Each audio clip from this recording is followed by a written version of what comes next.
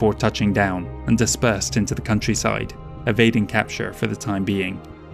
However, those same spies now reported back to the Commonwealth that there had been no survivors of the ambush. The Duke of Kars was on his own. Begrudgingly, Richard was forced to reinstate his uncle Paul as commander of the Curitan Theatre. Over the next 2 years, the Draconis Combine was able to take advantage of the rivalry between the Archon and the General of the Armies, allowing them to seize another 4 systems from House Steiner and destroy one of their mercenary regiments, even as they closed in on New Avalon. 2795 saw the rise of one of the Capellan Confederation's great wartime leaders, Duke of Sirius and Prefect of the Tikhonov Commonalty, Sandal Quinn. As the Draconis Combine drew nearer to their ultimate goal, they passed by the Chesterton worlds that bordered the Liao state. Such planets were of little interest to them, but far more historically significant to the Confederation. The AFFS had little in the region to repel them as they continued to fortify their capital. The only new unit to appear in that corner of the front was Belinda's Irregulars a couple of years prior. Another mercenary brigade entering service with the Federated Sons in 2795 was the Fighting Urukai, but they were desperately needed elsewhere. Quinn didn't have the authority to bypass the Strategios, but instead called upon the mercenaries of the region to conduct his private war. He also raised a new brigade from scratch, the Chesterton Voltigeurs. In April, his assault began with landings on Castleton and Mirag. After securing those systems in the name of Tikhonov, the Duke next took aim at Farwell and Demeter that August. The Ariana Grenadiers aided him in his attack on the home of the Arcadian Cuirassiers, their first outing since the disastrous campaign on Tirfing had almost destroyed the regiment. Farwell fell after just a few weeks, while the garrison on Demeter held out for 4 months. Losing the Tamar Tigers on Benjamin halted whatever plans the Lyran Commonwealth Armed Forces had made for 2795. Once again, the only commander making moves that year was Eric Hasseldorf. Beginning in September, he launched raids against Kamenz and Telarska and drove the Mark militia off Lohburg by the end of November. The Freewells League, meanwhile, was still anticipating a counterattack from the Capellan Confederation, fortifying the worlds seized from Liao. The Callaway Lancers Planetary Guard, who had seen action during the ill-fated Second Strike by Task Force Devlin, pulled together to form a new mercenary regiment in service to House Marek. The Chancellor and her Strategios were indeed drawing up plans for a liberation campaign, aimed at both the Duchy of Andurian and the Kori salient. They began by taking Berenson, the first League planet to fall to the Capellans since Zion at the war's outset. Any further ambitions the Confederation had went up in smoke, however, as on November 18th, Barbara Liao passed away from a rare blood disorder. Her 12-year-old granddaughter, Ilsa Liao, was next in line to the throne. At the dawn of 2796, Jinjiro Kirita's campaign against the Federated Sons was reaching a crescendo. In the last 3 years, they had taken a further 19 worlds from the Crucis March, destroying 3 more AFFS regiments, and were now only a single jump from their ultimate objective, New Avalon. As the homeworld of House Davian and the centre of what at one time was considered the strongest of the successor states, the planet was heavily defended. A series of reconnaissance missions early in the year revealed the scale of the challenge that lay ahead. Nevertheless, the Draconis Combine was poised and ready to strike. When Coordinator Minoru Kurita called for a 3-month halt to the campaign, he did so over the express wishes of his son Jinjiro. Any delay at this stage only gave Davian more time to prepare, the Warlord of Galadin argued. Historians have proposed many fanciful ideas as to why Minoru paused the advance, such as giving Davian a final chance to ready themselves being in line with his personal code of Bushido, to the suggestion that the 91-year-old coordinator had simply grown tired of the killing. The reality is likely less romantic. The battle for New Avalon would almost certainly become the longest and bloodiest of the succession wars so far. Minoru believed that it was vital that his troops were adequately rested before commencing the operation, and that the Combine supply lines were secure. Several insurrections still raged within occupied territory, and an opportunistic strike at new roads in January had caused further disruption. In Curitan society, each aspect of the state is reflected by one of 5 pillars: gold, ivory, steel, teak, and jade. Ivory, for example, represented both religion and philosophy, and through them, purity and harmony. For decades, it had been the tradition of the elite Sword of Light Brigade to adopt one of these pillars as their moniker. The 6th Sword Regiment was known as the Ivory Dragon, and together with their coordinator, they were headed towards the embattled world of Kintari 4, arriving in June. The AFFS regiment on Planet had spent years operating behind enemy lines, defeating every attempt the garrison forces made to catch them. The arrival of Minoru's elites looked as if it would turn the tables, and by early August, the Crucis Lancers had been cornered within the Carmelite Mountains. The coordinator found the natural beauty of the region captivating, and so while the majority of his force closed on their suspected location, Minoru dismounted to contemplate the stunning vistas before him. From a vantage point above the town, the Successor Lord was being watched by Sergeant Latha Pischel of the AFFS. He had no idea who his target was, other than someone important based off his personal bodyguard and the presence of a Buddhist monk.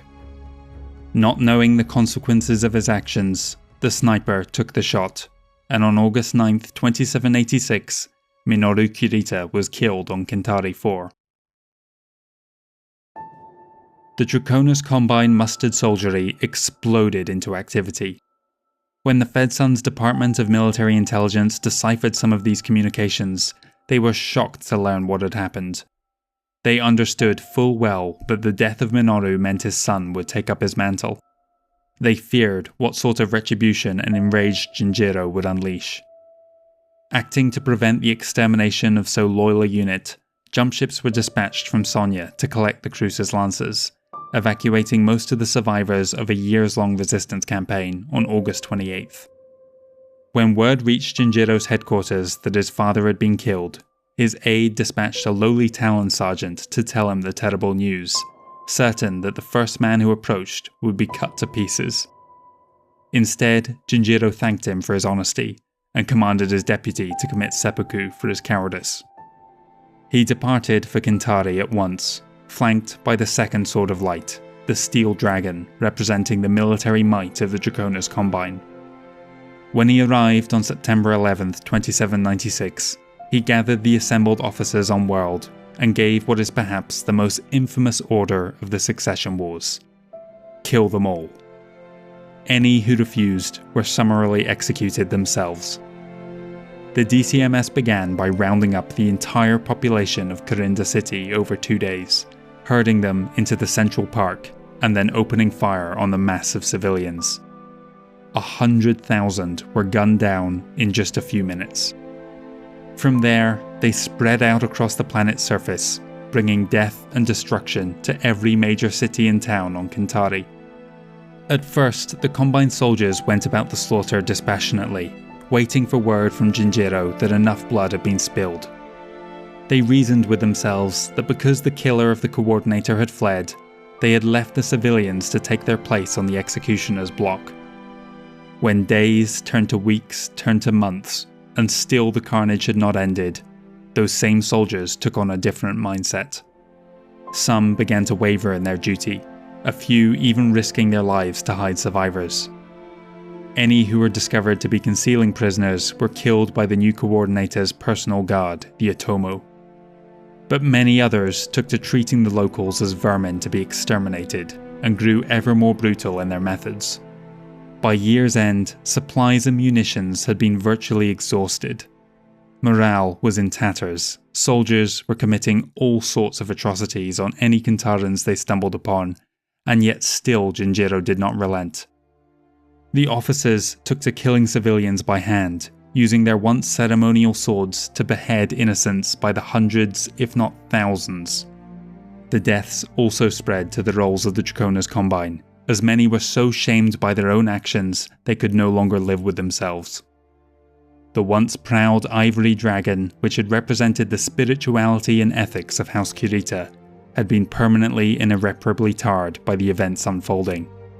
In the new year, the unit was disbanded, and those who didn't abandon the Combine altogether were folded into the reformed First Sword of Light.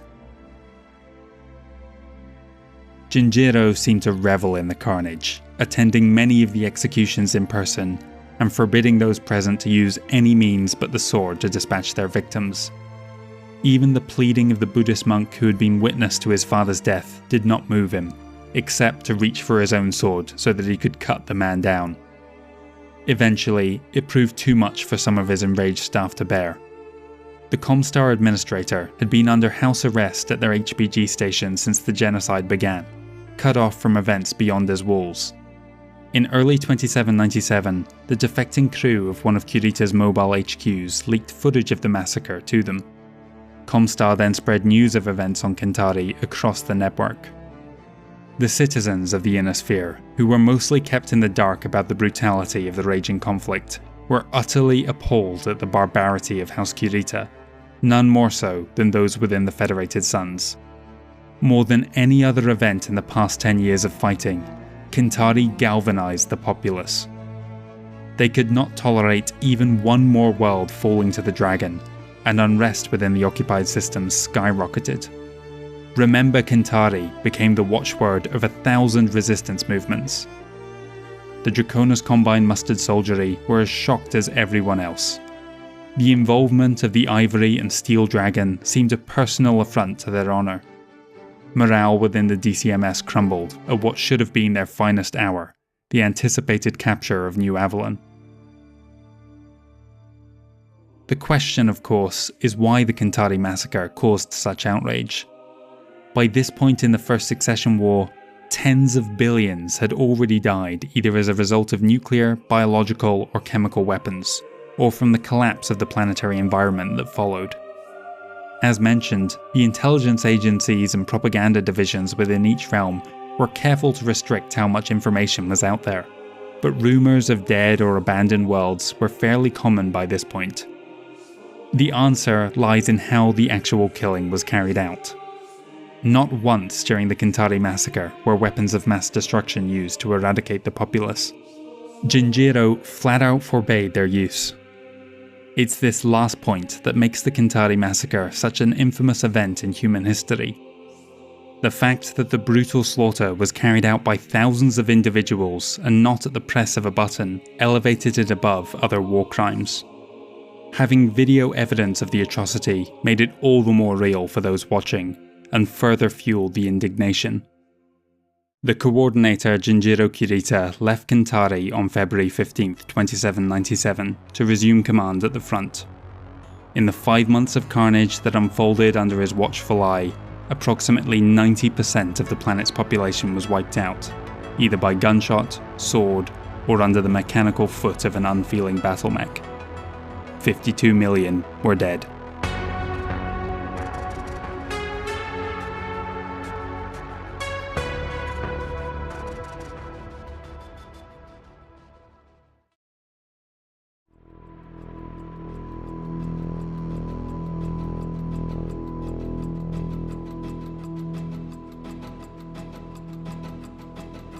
Barbara Liao's sudden and unexpected death left a gaping void in the Capellan Confederation government. Both of her sons had been killed during the Callaway debacle, leaving only her granddaughter Ilsa in the direct line of succession. Normally after the death of a chancellor, the commonalty prefects would meet on Cyan to confirm the heir as their new head of state. There was no talk of usurping House Liao, but Ilsa, not even yet a teenager, was clearly too young to rule. The decision was made to elect the Duke of Sirius, Sandor Quinn, as Chancellor Regent until Ilsa reached her majority. While Quinn's campaign against the Chesterton Worlds had won him popular support, as the prefect of the Tikhonov commonalty, his interests lay solely in that region of space. The counter-offensives Barbara and the Strategios had been planning against the Free Worlds League fell by the wayside, as the Chancellor Regent focused on his ongoing battle against House Davian. With CCAF reinforcements arriving in April to secure the captured systems, The Liao Lancers were dispatched to conquer the last Fed Suns holdouts on the path to Terra, the former hegemony planets of Kaf and Den of Katos. The Spinwood attack group moved on to Sanilac, taking the world 2 months later. Quinn's mercenaries then seized Sonia in October, further expanding the Chesterton commonality after a 1-month battle.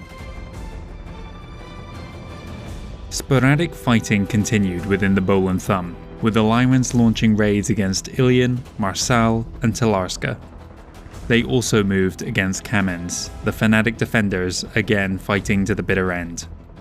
The planet was finally secure come January, by which point news was filtering in from across the Inner Sphere. For starters, the Oberon Confederation, one of the remnants of the old Rimwell's Republic, had collapsed. The Lyran Intelligence Corps had been working to destabilize various warlords operating out of the ruins of the Republic, and the breakup of the Oberon worlds was their greatest coup, giving Steiner one less thing to worry about on their periphery border. Reports that other remnants of the older Maris Empire had come together to form Edom's Bandits entering service with the Freewells League also reached Steiner's desk. Furthermore, word of Minoru Kurita's death reached the Archon. This was both a blessing and a curse. The Coordinator had been despised within the Commonwealth, but his son Jinjiro was by all accounts even worse. The only saving grace was that he appeared to be fully committed to exterminating House Davian, and barely spared a thought for his Lyran neighbour. Throughout the latter half of 2796 and into the next year, the reserve units within the Draconis Combine Mustered Soldiery were busy carrying out the final orders of their deceased coordinator, Minoru. Several new commands had been raised in preparation for the assault on New Avalon, and some of these would soon see action for the first time there. To prevent any sort of encirclement from Davian troops within what was left of the Draconis March, they pushed out in a Spinwood direction, taking more territory in the Fairfax and Kestrel combat regions, and even moved into the Woodbine operational area adjacent to the Outworlds Alliance. No one knew it at the time, but this would be the high watermark for the entire campaign. As word of the Kantari massacre began to reach the troops on the front line, they were shocked into immobility. The news from the Capellan front was equally disastrous for House Davian. Sandor Quinn continued his mercenary first, regular second strategy to take Tawas in June. That same year, the Chancellor Regent launched an audacious new offensive out of the St. Ives commonality, establishing 2 salients deep into the Federated Suns, even reaching as far as the New Avalon combat region. The Certis Fusiliers attempted to counterattack at Ogilvy, but were beaten back by the Chevaux Leger. By October, accounts of the Kantari massacre had spread across the Inner Sphere. The reaction among the soldiers of the AFFS was the same as it was for civilians of their realm: disgust and fury. Not waiting for orders from the First Prince or High Command, those units stationed on Goderich lashed out at the neighbouring Logandale and Marlette. Davian had not successfully liberated a single world from the Dragon up to this point in the war, but whipped into a frenzy by the awful news coming from Kantari IV, they successfully pushed the demoralised DCMS off-world that November. The same unsanctioned attacks occurred at Bristol soon after, and then Delavan and Odell in December. John Davian and his son Joshua were on nearby Ipava, making their own plans for a coordinated counteroffensive in early December. They were pleased to hear of the destruction of a pair of Draconis Combine Admiralty destroyers at Delavan, their initial target, from the spontaneous assaults of loose cannons within their armed forces. Giving tacit approval to the initiative shown by their commanders, the two hoped to support the attack and reclaim the worlds for the Federated Suns. Their fleeting hope of victory turned to ash when the First Prince and his heir were assassinated at their field base on December 9, 2797. Who hired the assassin remains a mystery to this day. The most obvious culprits are Jinjiro Kurita or Sandor Quinn, but other fringe possibilities include members of the Federated Suns military or government, Comstar, or even relatives within House Davian who hope to gain power themselves. Ultimately, whatever destabilizing effect their death might have been predicted to have did not come to be, as the 19-year-old Paul Davian ascended to the throne and would prove in time to be one of the realm's greatest leaders. As an aside, Jon's death also left Kenyon the Eagle as the last of the Star League era successor lords. 2798 got underway with the capture of Ulaanbaatar in January by Blanford's Grenadiers, the premier unit of the Tikhonov Commonalty. Sandor Quinn himself visited the front the following month to award his troops with medals for their excellent performance and conduct during the campaign. Sandor was adamant that to have any hope of winning the support of the lost Chesterton worlds, his troops mustn't use weapons of mass destruction. Later that year, his army would capture the planets Everett and Goshen, and even dared to seize Shadar from the Draconis Combine. The Chancellor Regent's reserved, even gentlemanly conduct was very out of character for the First Succession War, perhaps only mirrored by Hasseldorf's Boland campaign. On that front, Lyran troops landed on Talarska in March, reclaiming the world after a 3-month battle. Elsewhere on the front, Paul Steiner continued his ineffectual raiding campaign along the rest of the Commonwealth's borders. After becoming First Prince, Paul Davian immediately went about strengthening his position at home. Over the course of a 3-year period known as the Reformation, he would transform the way the Federated Sons was governed. In the era of the Star League, whenever the First Lord had visited the Davian capital, he had been granted several honorary powers under the title of Duke of New Avalon. When Paul's grandfather John had proclaimed himself the new First Lord at the onset of the Succession Wars, he had also unwittingly assumed that same ducal position. Paul was the first to see just how significant that could be in the governance of his realm. The first power it gave him was the right to call or dismiss any meeting of the High Council, as well as speak first at those meetings. While these abilities were largely meaningless to a Cameron ruler who might only make a couple of visits in their lifetime, it was an enormous boon to the Davian First Prince. He had effectively gained the ability to completely circumvent his own government and rule as an absolute monarch should he choose. House Cameron had also been given dominion over 30 backwater systems. In exchange for lending the funds to develop the fledgling colonies, they would become his personal holdings for a short period, until they were self-sufficient and exchanged for a new batch. When the relationship between the two families cooled after the Second Hidden War, the practice largely died off, during which time some of these planets became economic powerhouses. They were now part of Paul Davian's personal fief. Coupled with his right as First Prince to grant knighthoods and landholds, he could partition out or sell off these wealthy provinces to secure whatever funding or support he needed. Meanwhile, the impromptu raids continued along the front. Between February and October, the AFFS succeeded in driving the Curitans off Arcadia, Coloma, Saginaw, and Strawn. With their loss, the Draconis Combine could no longer reach New Avalon in just a single jump. Paul was quick to congratulate his military on their success, winning support among their ranks. He urged them to treat any POWs with respect, a move that, coupled with the collapsing morale among the ranks of the mustered soldiery, led many units to surrender without a fight. Disappointed in the performance of the Department of Military Intelligence, Paul Davian demanded that any information gathered from defecting Curitans be sent back to him personally.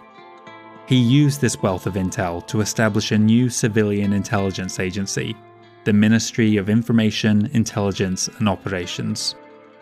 With Paul offering generous rewards and even land grants, the MIIO quickly established itself as one of the most efficient spy networks within the Inner Sphere, returning Davian's investment tenfold. Within the Draconis Combine, one of the Star League's most famous units was having a crisis of conscience. The Eredani Light Horse had remained behind when Alexander Kerensky led the SLDF into exile, maintaining a watchful vigil from their home base on Trondheim. When word of the Kintari massacre reached them, Ezra Bradley and his other colonels could no longer sit idle as the Inner Sphere collapsed into chaos around them.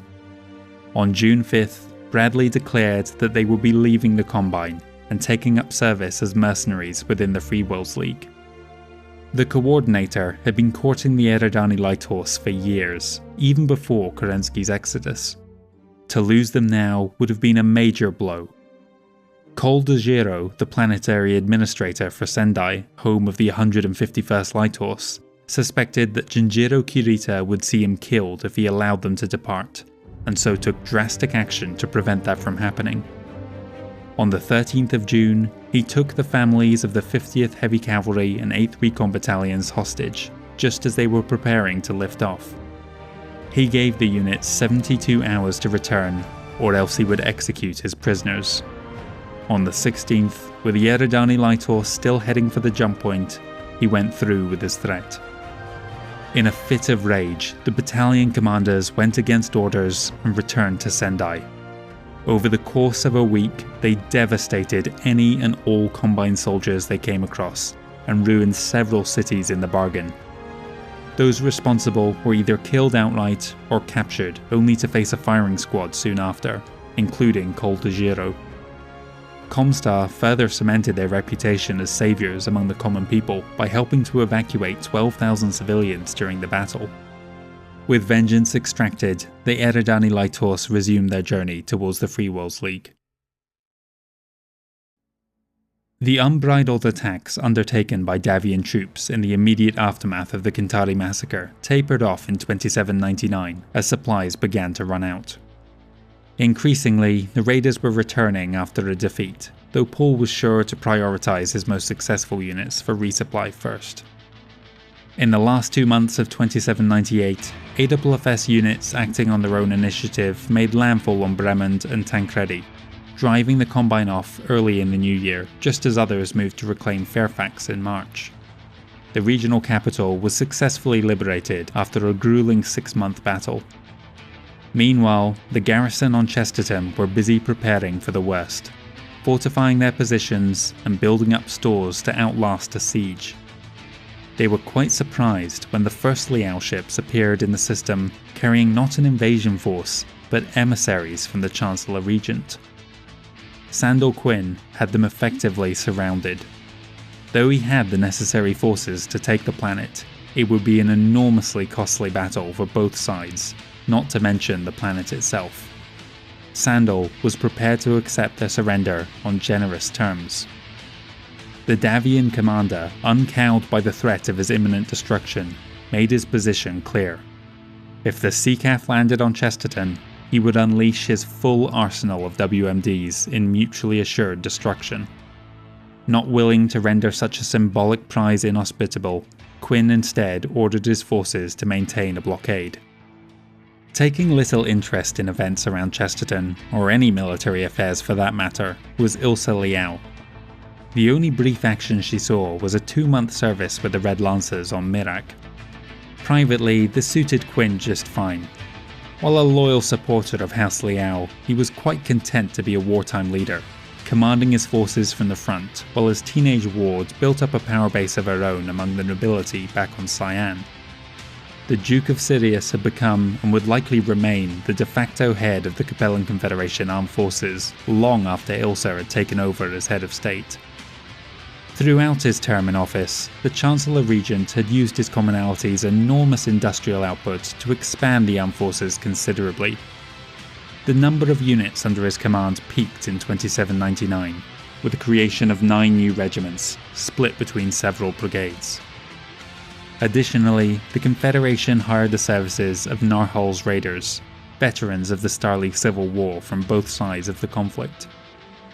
Unfortunately for Quinn, the AFFS scuppered his plan to starve Chesterton of support when an unsanctioned attack on Sanilac became the first battle to liberate one of the Capellan gains during the First Succession War.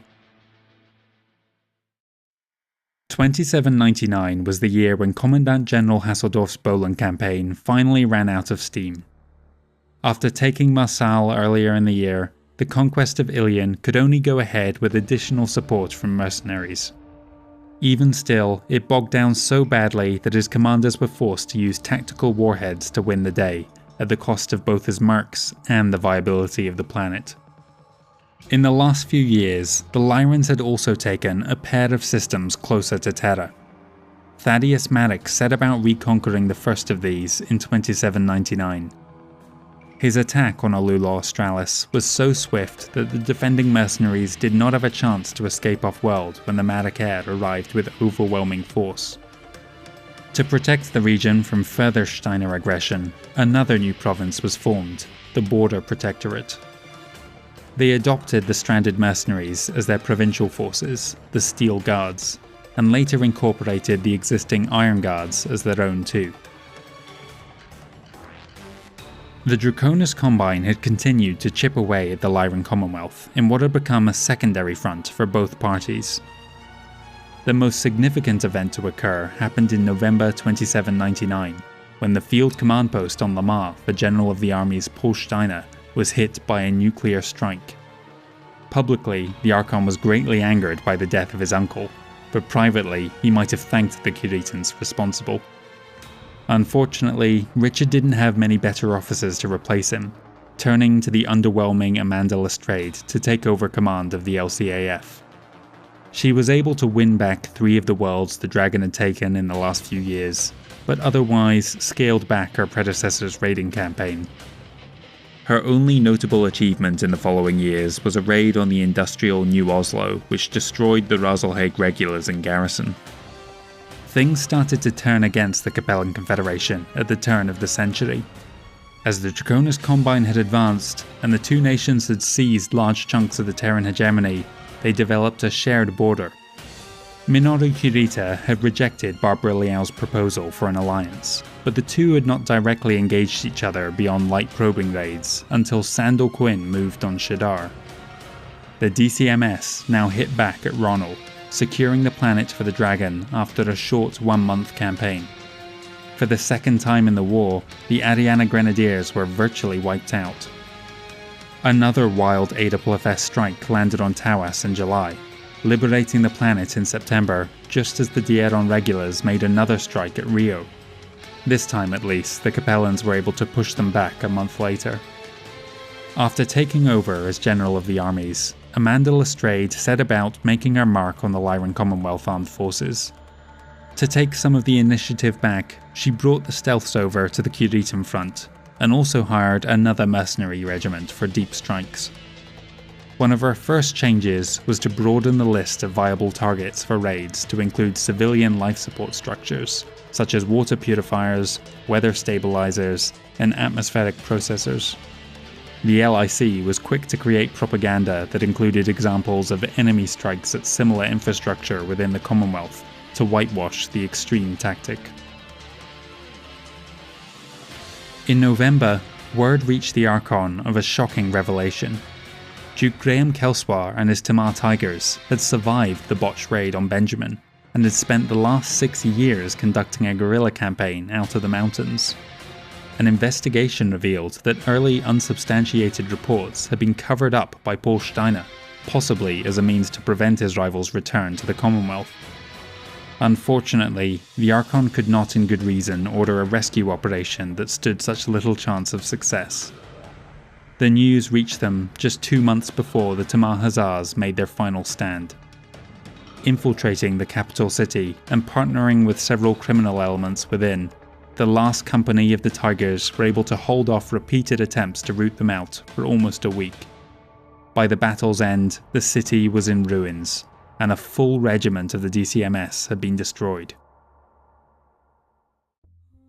Ilse Liao's 18th birthday was fast approaching as 2801 began.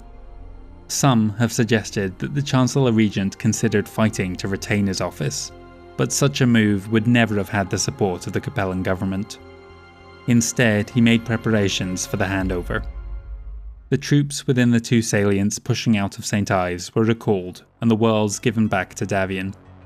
Elsewhere, the CCAF was ordered to hunker down while the transition occurred. On April 19th, Sandal Quinn stepped down to become Strategic Military Advisor, while Ilse Liao took up the reins as Chancellor, leading the Capellan Confederation into a new era.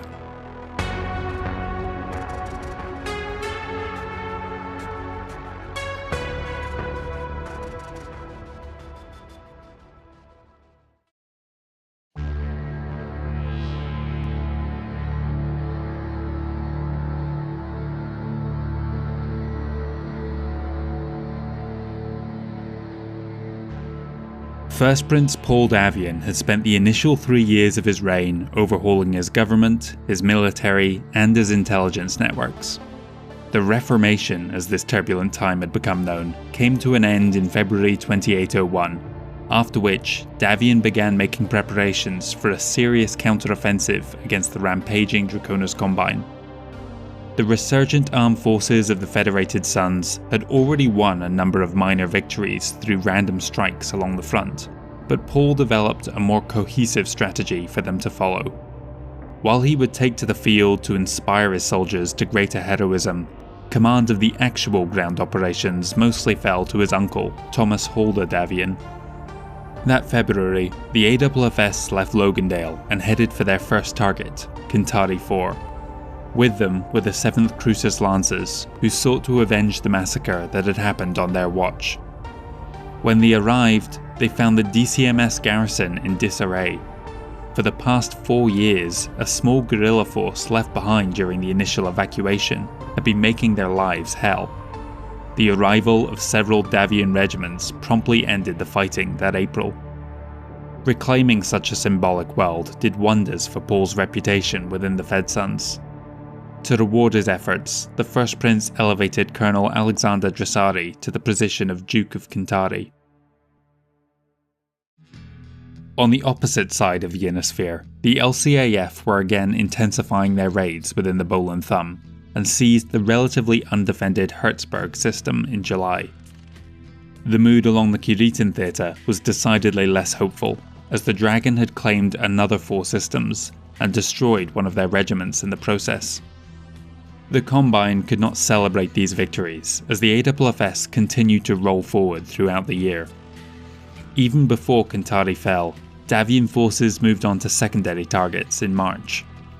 The last was secured in November, but by this point another wave had been launched the previous month.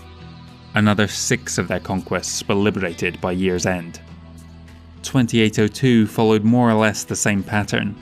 Each victory boosted the morale of the AFFS and damaged that of the DCMS.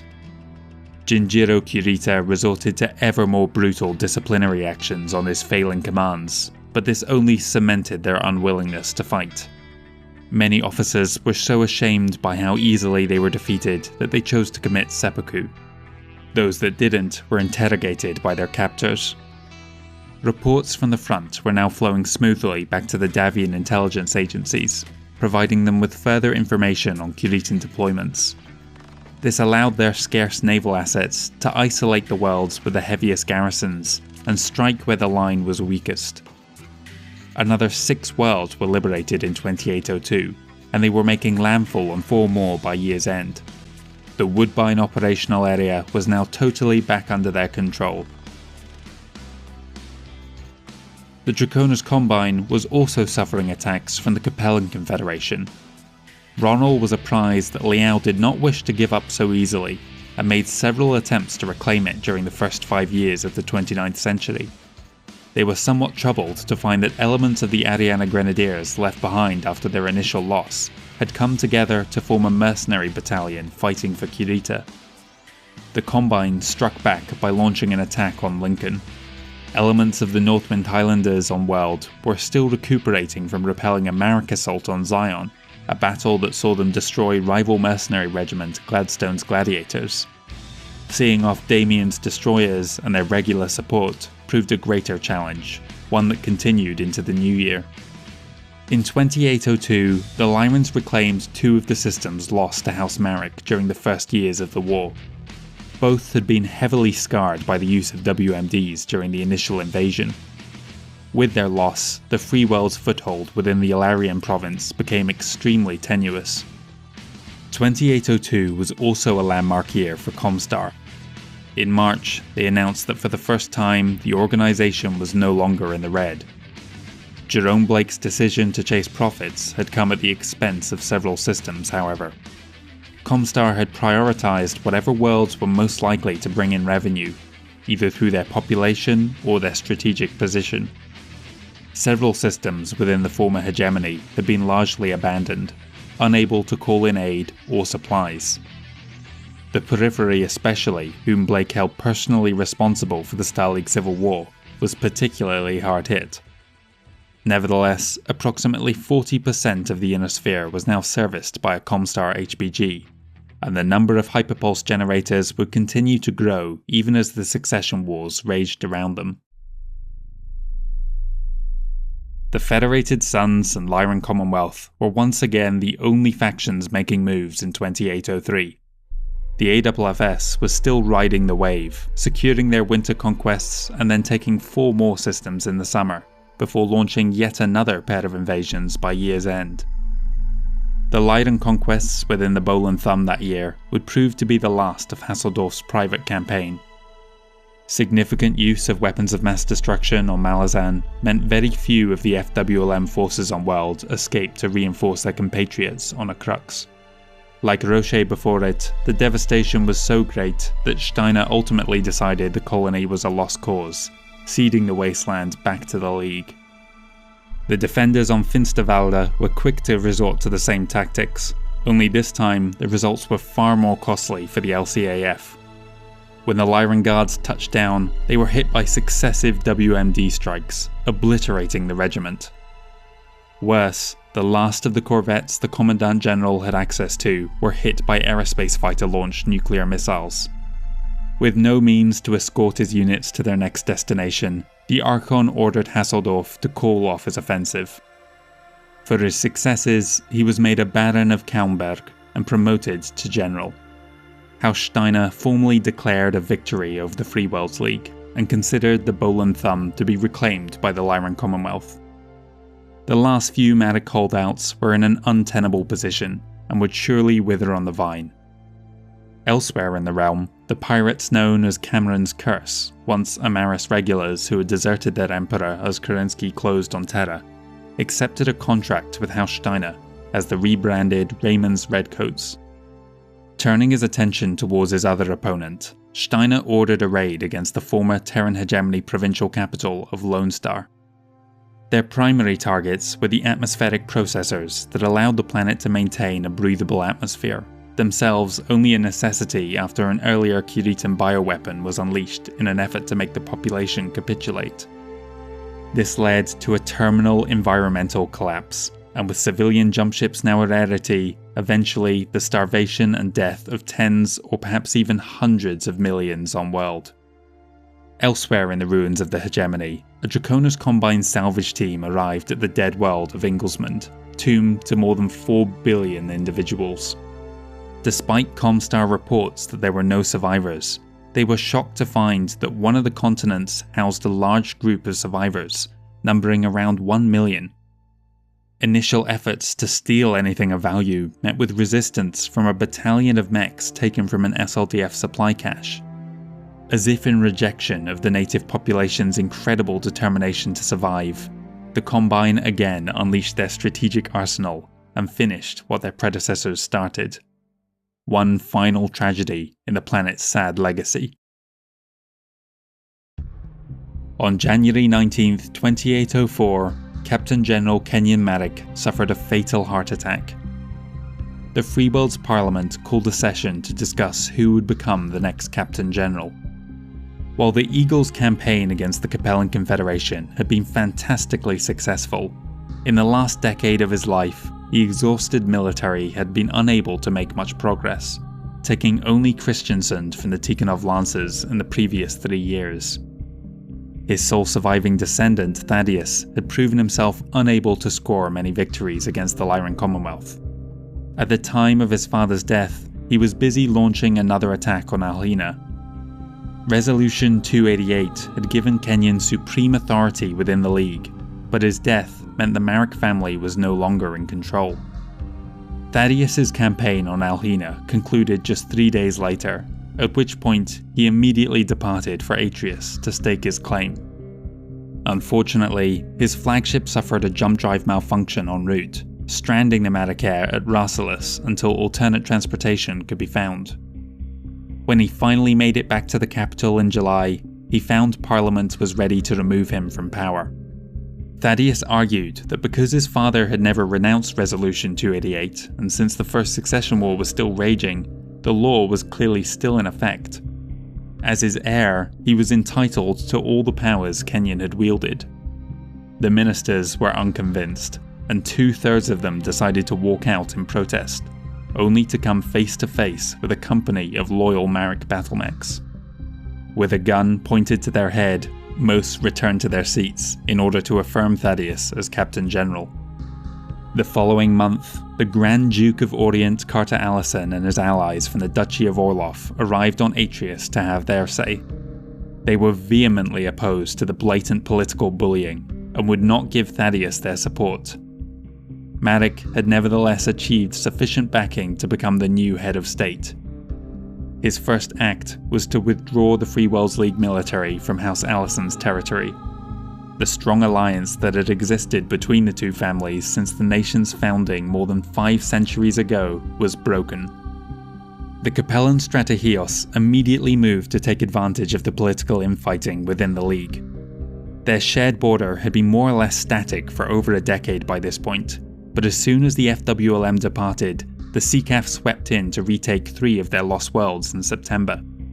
They now prepared for an assault on the provincial capital.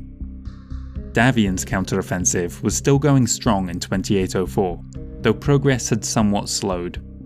Between February and December, they liberated only 2 more systems, moving on another pair towards the end of the year. On the other fronts, exhaustion coupled with a lack of transports meant there was very little movement. In late December, a Capellan task force appeared within the Orient system and began moving towards the capital. Their objective was to spend a month on the ground, causing as much damage to the planet as they could, then withdraw before the Captain General could send in reinforcements. What little space defences Carter Allison had left were sent into action, alongside hastily conscripted civilian dropships. Their near-suicidal actions, as well as fire from the anti-capital ship emplacements on the surface, did succeed in destroying a third of the raiders, but enough had made landfall to set ablaze several industrial sites and cities before Colonel Moretta called for a retreat off-world. At the time, the survivors of the raid believed that they had only just escaped before Marek could extract retribution, but the Mashkarovka soon realized that the only League redeployments that were taking place in the region were provincial forces moving within the Grand Duchy. The Captain General was far more interested in the Lyran Theatre, which he had been commanding since 2789. In March, he launched an attack on Bela, pushing the Donegal Guards back 2 months later. This was a key part of his strategy to draw the LCAF away from a crux, as the FWLM prepared for a breakout. Ilsa Liao was shocked at how Thaddeus had left his ally out on a limb. With seemingly no help coming to House Allison, she moved to take Fujidera in April, and liberated a pair of systems within the salient jutting into the Sana commonality, after which they prepared for a full invasion of Orient. Moretta returned to the enemy capital in June, leading many of the same units into battle. This time, they stayed well out of range of the surface emplacements, instead dispatching commando teams to bring them down so that their warships might move into firing positions overhead. Their plan quickly went awry when a blizzard developed over their intended targets, forcing the Liao colonel to rush all of his attacks. Most of the nuclear missile silos were eliminated, but it came at the cost of more than half of his aerospace fighters. With barely any air cover and visibility failing fast, any hope of victory the Capellans had deserted them when an artillery strike hit their command compound, killing Moretta. Through pure luck, Orient was given a reprieve when the invasion's second-in-command called for a withdrawal. In their anger at having failed to take the planet, the Liao corvettes made an attack run on the major cities, bombarding the world before departing back to Confederation space. Millions of Orient citizens had been killed, and Carter Allison was forced to concede defeat. The capture of Fletcher in July made it clear that the Capellans would be returning to finish the job. He departed for Atreus to humbly beg for Thaddeus's help before a third attack on his homeworld could be launched. Davian's counteroffensive maintained their momentum throughout 2805, liberating 2 worlds between April and December, moving on to another 3 by the end of the year. Among their new targets were Elbar and Cartago, 2 planets that Minoru Kirita had hit in the opening month of the invasion. This next batch of systems was secured early in the following year. Word of Carter Allison's flight from his Grand Duchy reached Ilse Liao and Thaddeus Marek at the same time. Both began hurried preparations to move forces onto Orient. Predicting that the Duke surely intended to request aid, the Captain General sent a strike force from the Principality of Regulus, including units from the recently expanded Regulan Hussars, towards Fletcher and Fujidera, but diverted them when he received the news that a Capellan fleet had already arrived at Orient. After dispatching the meagre defences at the zenith on September 18th, the Capellans made landfall on October 6th and promptly set about securing their priority targets. The battle for the capital city began in mid-November, just as the FWLM reinforcements were arriving. The 3 largest Marek warships jumped to a pilot point in orbit above the planet, directly on top of the Liao squadron. Despite their numbers advantage, the Confederation warships were short on tonnage and still bearing scars from the prior battles over Orient. All but one was destroyed at the cost of just a single League cruiser. With complete orbital supremacy established, the League task force began landing on December 18th. 4 mech and 12 conventional regiments spread out across the planet's surface to secure industrial and military targets, then gathered together for the attack on the capital. The CCAF had dug in and were not above using tactical nukes to hold off an advance. Most of the city was ruined by the time the last survivors finally surrendered on January 7th. The victory at Orient revitalized the weary Free Worlds League military. In March, they moved to reclaim 4 of the worlds Ilsa had taken in her path towards Orient, driving them off by year's end. Thaddeus's main focus remained the Lyran front, however, and so even before his counterattack against Liao began, he advanced on Radostov in February. The goal was to find the path of least resistance to connect the regiments stranded on a crux with the rest of the realm. With only militia to defend it, Radostov belonged to Marek by May. But the League didn't have much cause to celebrate, as House Steiner had already launched a counterattack on Bela 1 month earlier. This had been one of the Captain General's main objectives in the region, so to take it from him in just 2 months, only a year after his initial victory at Bela, was a major embarrassment. But the Lyran Commonwealth too could not celebrate. The Draconis Combine had been picking at the Commonwealth with frequent low-level raids, identifying targets for swift invasions. In the past 5 years, they had taken Al-Nazl, Orbison, Buckminster, and Vega, the latter 2 of which would become prefecture capitals in later decades. The cycle of disappointment continued around the Inner Sphere though. They had failed to take Rio from the Capellans and continued to lose ground on their rimward flank. In the same February to May period that Marek took Radostov, the Federated Sons liberated Sholam and Corridon.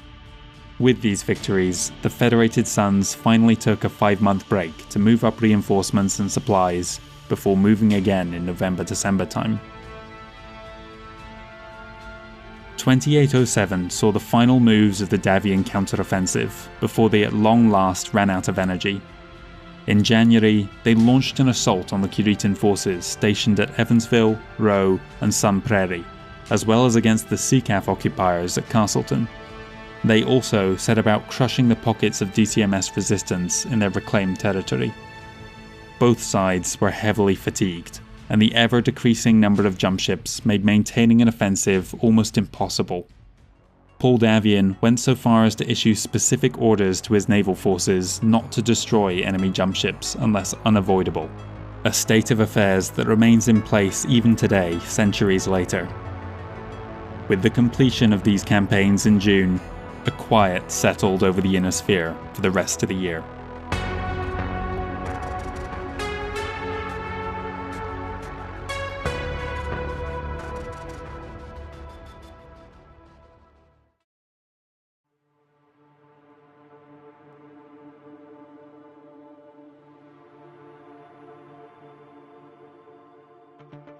After a brief lull in the fighting, the First Succession War once again flared up in December of 2807, when the Free Worlds League made their next step in their plan to rebuild the Bolun Thumb.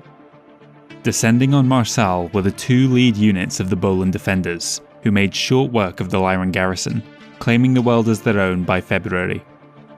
Realising that they could not ignore the threat still lurking within the Commonwealth, Lyran High Command redeployed to deal with the Bolan remnants. In May, they countered with an assault on Radostov, liberating the planet once again after a 2-month campaign. 2808 is the point that some historians cite as the year when the First Succession War entered its second phase. By this stage, every successor state had exhausted their strategic reserves. Most of the shipyards and many of the battle mech factories lay in ruins. Warships and jump ships were extremely scarce. Even ammunition was becoming hard to come by. Conscription was in widespread use in every realm to try and maintain operational numbers. Wave after wave of new recruits were rushed through training, and the cadets being put onto the front lines were younger and younger. One realm that was feeling the hurt from 3 sides was the Capellan Confederation. The Federated Suns were riding the wave of momentum that swept a path forward, but also threatened to break and turn towards the Confederation. Since the disaster at Orient, the Free Worlds League had reclaimed all of the worlds the CCAF had only just liberated, and then dispatched their Merrick militia alongside Smithson's Chinese bandits to grab Mozero. The best they could muster in retaliation was a raid on Nova Roma by the Chevaux Leger, and the two would battle on and off over the next 5 years for control of the planet Ibstock. Their only saving grace was that Thaddeus Merrick remained much more interested in the Lyran Commonwealth than following through on his father's desire to crush House Liao. For the Chancellor, the most pressing concern was the sharp increase in action towards Terra. Their last attempt to retake Ronal in 2805 had failed. Since then, the Draconis Combine had been conducting a side campaign within the former hegemony. In time, they would take another 6 worlds from the Tikhonov commonality. It was with this threat looming that Chancellor Ilsa Liao made one of the most shocking decisions of the Succession Wars. In April 2808, Ilsa Liao renounced her claim to the First Lordship. Furthermore, she sent a messenger to First Prince Paul Davian and offered to back his candidacy. The condition for her support was simple: recognise Confederation ownership of the Chesterton worlds. To the ruling class of the Federated Suns, this incredible offer seemed almost too good to be true. First of all, a cessation of hostilities on the Capellan front would allow them to focus all their energies against the Draconis Combine in the upcoming second offensive Paul was planning. It came at the cost of Chesterton and its subsidiaries, but the truth of the matter was that they were almost all in Confederation hands already and would take considerable effort to win back. But perhaps even more significant, with Davian and Liao aligned behind the First Prince, all it would take is to win the support of a party neutral to both of them, i.e. the Lyran Commonwealth, to have a voting majority among the former members of the Star League High Council. In June, the Chancellor received Paul's response. The First Prince dispatched the Crucis Lancers to take Ulaanbaatar and then Farwell 2 months later. His rejection shocked the nobility of both realms and threatened to undermine his newfound popularity at home. Pundits at the time lambasted his arrogance, but the Davian lord might have realised something that his contemporaries did not, save perhaps Ilsa Liao herself. The Succession Wars were and are a farce. The Star League, if it even still existed at the commencement of the hostilities, had long since faded into memory. The Terran hegemony was gone too. There were only the successor states left, and there was no higher authority that any of the House Lords would recognise anymore. Ilsa's offer to name him First Lord was hollow, an appeal only to vanity, and the price was to sacrifice systems that had belonged to the Federated Suns for over 400 years. As 2808 drew to a close, the AFFS was getting ready to launch their second counter-offensive. The goal was twofold. The primary objective was to drive the DCMS out of the Crucis March altogether, while secondary assaults took aim at the extreme flanks of the Draconis March. Troops were assembled on Castleton and Rowe, launching their attack in the first 3 months of 2809.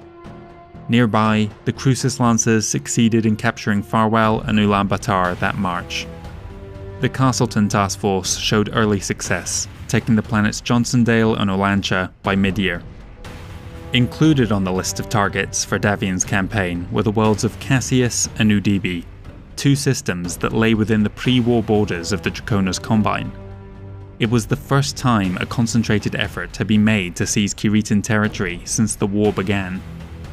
Understandably, this side of the front saw much fiercer resistance compared to the liberation campaigns of the past decade, where the locals were only too happy to assist the arriving AFFS. Nevertheless, the planets were secure by year's end. Between October and December, both flanking groups were moving on to secondary targets, while a third task force advanced up the centre, hoping to retake the capital of the Kestrel combat region. In an effort to finally push the Free World's military out of the Alarian province, an assault was made on the fortified stronghold of Crux in November. Going in at a numbers disadvantage was always going to be a risky gamble, and the Lyrans ultimately had to concede defeat in January. They had more success closer to the border, when they took back Alula Borealis in May 2810. The previous December, the Federated Suns had moved to reclaim Demeter from the Chesterton Commonalty, completing the liberation a few months later. The retreating Zurich Lancers were pursued across Algot, Halloran and Uaragon in the early part of 2810, before the AFFS focused instead on Teribert. Their effort to take the planet turned especially nasty when both sides deployed nuclear weapons. The major settlements on the world were caught in the blast, after which the viability of the planet collapsed. Fighting ended in June when both the Capellans and Davian liberators abandoned the system. The Liao Lancers had their chance at payback later that year with a raid of their own against Jaipur. The Davian counteroffensive maintained its momentum into 2810, the three task groups landing on 9 different worlds altogether between February and April. Word of the pincer attack the Fed Suns were attempting had made it to those infantry regiments guarding the centre of the line. Fear of an impending encirclement and potentially harsh retributions for their actions earlier in the war caused many to desert their posts. This left the battle mech units unsupported and exposed.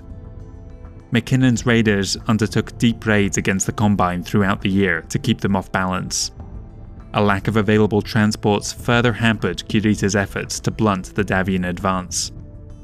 The second, much shorter counteroffensive concluded in December. Paul Davian had planned to take a pause here to regroup, but reports from the front suggested that the Draconis Combine mustered soldiery were finally forming a defensive line ahead. The longer he waited, the better prepared Kurita would be once the fighting resumed. He therefore hurried to move up reinforcements and supplies to begin the third counteroffensive ahead of schedule, early in the new year. Archon Richard Steiner had run out of patience with his ineffectual military leadership. One of the few units to achieve success for the Commonwealth had been the Stealth's Mercenary Regiment.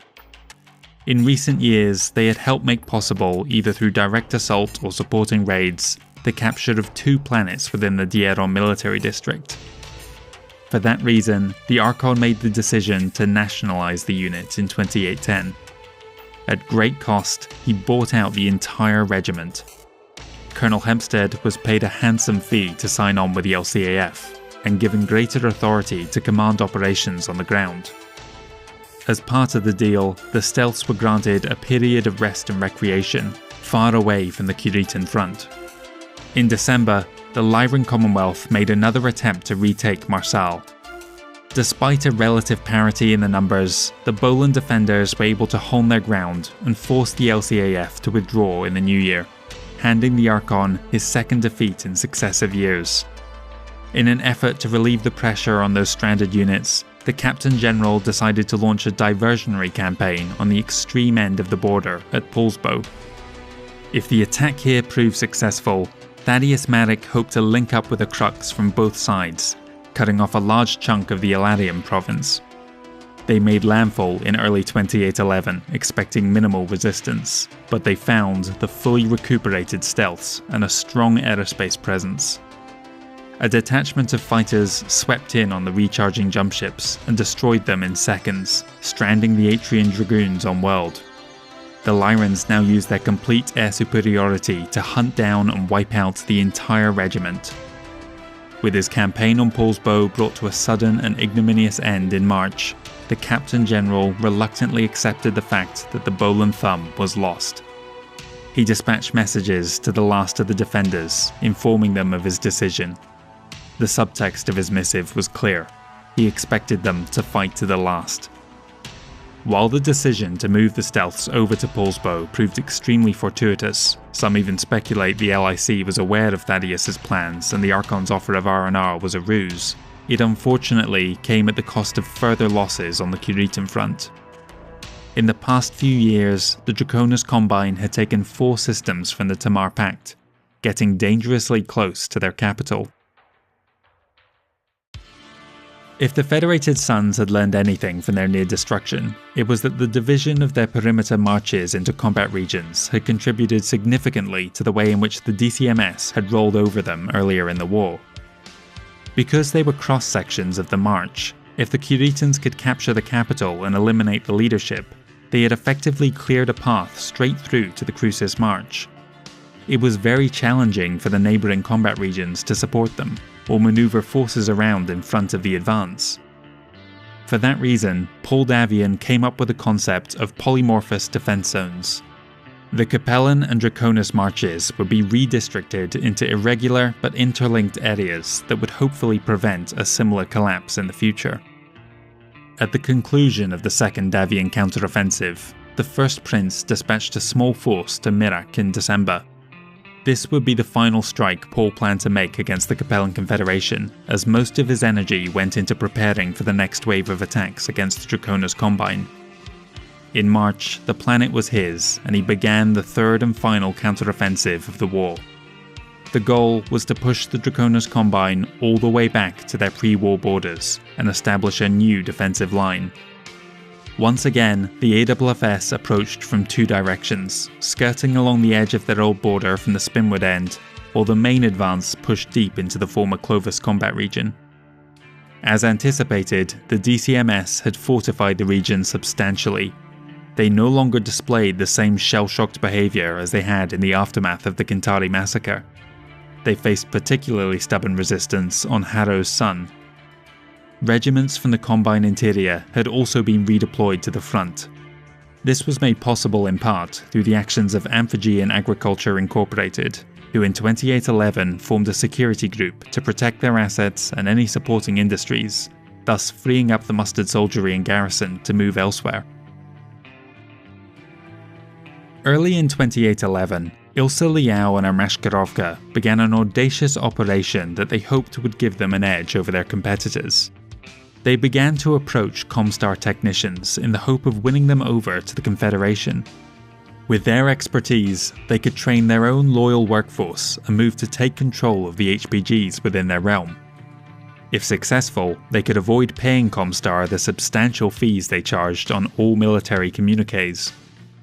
Things escalated around March-April time, when Mashkarovka agents posing as a terrorist group attempted to seize the hyperpulse station on Nanking, but remarkably, the attack was thwarted by the chief administrator and their staff, who ambushed them inside the facility.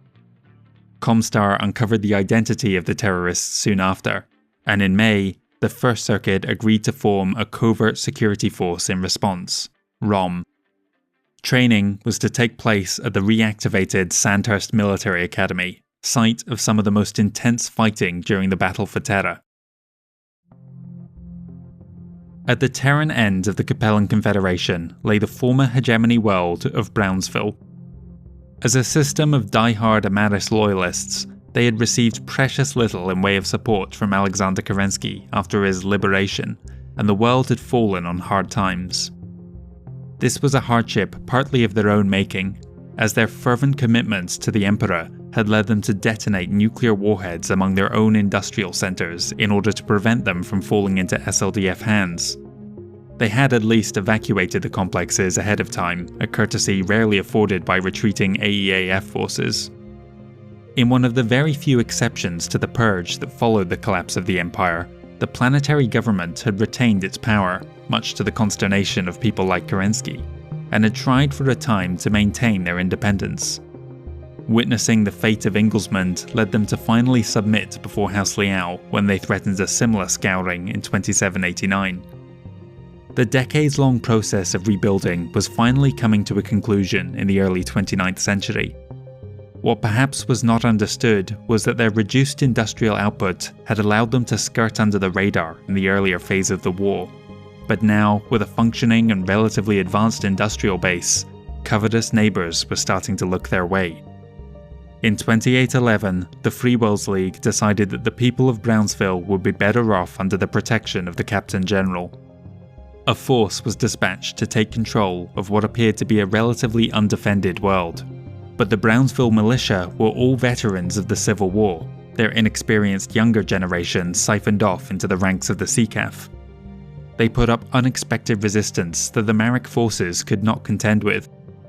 It was a humiliation that the invaders were not prepared to leave unanswered. As they departed, a civilian freighter approached the system, going unnoticed by those on planet. As it moved into orbit, it unleashed a cargo of strategic weapons that obliterated the cities of Brownsville, killing more than 100 million civilians. The nuclear winter that followed was so severe that the death toll would reach 250 million within the next 2 years, almost half of the planet's population, and that number had doubled by war's end. The few million survivors would all succumb to the planet's poisoned atmosphere within the next few decades. 2811 saw the final battles for what was once the Bowl and Thumb. Earlier in the year, 4 LCAF regiments descended on a crux for the second time. The defenders were still heavily damaged from the prior attack, and the Captain General had not been willing to resupply them. The Marek militia lifted off early on, leaving the Boland defenders to hold out as long as they could. The final holdouts were destroyed in May. Another 4 regiments landed on Marsal in November. Here, they faced off with the very last of the Boland defenders. Fanaticized by Marek propaganda, they gave their lives for a hopeless cause, dragging the battle out for 4 months before they fell. Over the winter, the Federated Suns succeeded in taking 3 more worlds from House Kurita. One of their targets was the planet Megihi, part of the Draconis Combine since the colony was first founded, where they destroyed the Gallatin regulars in garrison. With the capture of Tishomingo, the pre-war Fairfax combat region was completely liberated. The next wave began in April, securing another 3 systems over the next 7 months, but only after fierce fighting on New Iverson. This was somewhat offset by the complete absence of the DCMS on Dobson. By this point, it was clear to Coordinator Jinjiro that Paul Davian was trying to isolate the capitals of Dahar 4 and Robinson, the command and control hubs for the mustered soldiery deployed within the occupied territory. 2812 was a rough year for the Lyran Commonwealth. At the same time as they were hunting down the last of the Boland defenders in February, the Draconis Combine attacked Coldria and Dove with an overwhelming force of light battle mechs. Moving too quickly for conventional weapons, the garrison commanders attempted to use nuclear warheads to stop them. The DCMS retaliated with chemical weapons on Dove, rendering the world inhospitable. The last of the civilian population would either evacuate off-world or die within the next 3 years. Around this time, the newly formed ROM were beginning their first operations within the Capellan Confederation. Relations between the two were frayed by the attempt at seizing an HPG the previous year. Both were looking to get retribution. ROM discovered that the Mashkarovka were plotting to assassinate the chief administrator of the Bryant HPG, a member of Comstar's First Circuit. After foiling their plans, the first major victory for the nascent covert ops group, Ilsa Liao ordered the Mashkarovka to cease any attempts at subverting Comstar control. The Chancellor had far greater ambitions at this time. Early in the year, a diversionary attack was launched by Blanford's Grenadiers on the planet Sirius. Though they succeeded in destroying the mercenaries in garrison, they did not try to hold on to the planet. Their objective was simply to misdirect the Federated Suns into thinking that Liao was focused on the Free World's border. a Capellan task force appeared above Chesterton in May. They faced only minimal resistance as they entered atmosphere. The 4 regiments touched down near various objectives that they hoped would finally bring the long-contested world under their control. Unfortunately for Liao, days before they departed the Confederation, an MIO operative embedded within the Mashkarovka alerted Davian to their intended target, giving the AFS just enough time to relocate a few regiments of their own to the planet ahead of the invasion. They laid low until the Seacaf made landfall, striking only as they began to emerge from their dropships.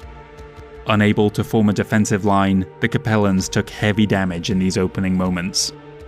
Just 3 days into the campaign, the Capellan charges had been destroyed, and 7 other battalions had been ravaged by the defending garrison.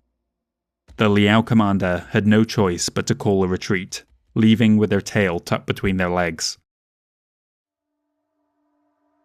Within the Lyran Commonwealth, the declining numbers of available jump ships were causing ever greater suffering on worlds that relied on those vital food shipments to survive. Several systems were in the midst of terrible famines, contributing to the abhorrent death toll of the First Succession War as much as the use of WMDs on the front lines. In June, the Speaker of the Assembly officially disbanded the Estates General on account of how few of the planetary rulers were able to make it to Tharkad. On August 3rd, the Archon was holding court when he was approached by Landgrave Richard Perkins of Hegel. His planet was in the midst of a plague epidemic, and the vital medical supplies were not reaching the system on account of the military requisitioning all available jump ships. Among the many dead were Perkins's family. As the noble approached within 4 meters of Steiner, he drew a laser pistol and went to shoot the Archon, when one of the Griffin battlemechs standing guard slammed his fist down between the two. Perkins was taken captive, and the LIC quickly discovered that he had been paid handsomely by their rivals in SAFE to kill Richard Steiner. Thankfully, the attempt on his life had failed. Though the Lyran noble was sentenced to death, the Archon commuted his sentence to life imprisonment, understanding how the tragedy on Hegel had forced Perkins's hand. The final actions of 2812 came in November, when a Freewell's force landed on Alula Borealis, taking control of the system by year's end. The Lyran Intelligence Corps reported that this was likely the last move the Captain General would make for some time now, having thoroughly exhausted his forces in the region. With a brief reprieve, the Archon made the decision to disband his newly acquired elite regiment, the Stealths, and spread their experienced mech warriors across the Commonwealth's military academies. He hoped that they would inspire a new wave of more capable commanders to enter service within the LCAF, and hopefully rejuvenate his stagnant and uninspired officer corps. In late 2812, the AFS landed on another trio of planets in their continued campaign to reclaim the entirety of the Federated Suns. 2 were captured in short order, but they faced a determined defense from the garrison on Nouveau-Toulouse. Supporting the Federated Suns in their advance was Duke-in-exile Lawrence Nelson. Forced to leave his homeworld, he took 5 battalions of his planetary guard with him, offering their services to Davian as pseudo-mercenaries. The planet was secured early in the new year, and the Combine Regiment destroyed. In March, troops were dispatched to the next wave of targets, capturing the remaining 6 systems by year's end. Those sent to Fairfield were particularly fortunate, as they discovered the DCMS had packed up and left long before their arrival. The Kurita Bulge had now been compressed down to its narrowest since the first week of Jinjiro's invasion. Next up were the primary targets of the counteroffensive, Dahar and Robinson. The Lyran Intelligence Corps had reported that the Free World's border was likely to be quiet for the foreseeable future, as House Maddock was dealing with the same supply and transport problems as the Commonwealth. What they failed to account for was that House Cameron Jones had several well-rested provincial regiments deep within the Principality of Regulus that could be moved up to the front line. Bella 1 was a world that had already changed hands twice during the First Succession War, but even still, it came as a shock when the FWLM arrived in April. The defenders were alerted to their presence as soon as they appeared at the zenith. Unsecured radio chatter revealed they faced 4 enemy regiments, a force they could not hope to hold off. Faced with the loss of his garrison, Colonel Hamlin decided to call for an immediate retreat off-world. The Lyran aerospace fighters were ordered not to engage the incoming dropships so that they would be at maximum strength to escort the Lyran regulars out to their jump ships. The Regulan Hussars were the first down and immediately moved to prevent the withdrawal. A frenzied battle took place at the spaceport, but Hamlin was able to lift off with most of his forces. It was only when they were halfway to the system's nadir that they realized that the Freeworld's guards hadn't even arrived in system yet. Colonel Magane's reckless attack had been a ruse to make them think that he was outnumbered. The Lyran commander did not remain a colonel for much longer once High Command discovered he'd surrendered Bella so easily. Not everything was going the League's way in 2813, however. In the spring, Comstar technician Emma Gomez at the Carver 5 base was discovered to be a safe operative feeding information back to the Captain General on Blake's activities. Their scheme was quickly foiled by Rom, and in the aftermath, Blake decided to expand the organization's internal security force to prevent any further leaks. The only other activity in 2813 occurred within the Tikhonov commonality. Paul Davian had hoped the loss at Chesterton would have dissuaded the Chancellor from making any other moves in the region, but the opportunistic Ilsa Liao knew that the First Prince was too busy with his counteroffensive to maintain much of a garrison in the region. Landing on Mirak in July, they took the world for the Confederation 2 months later.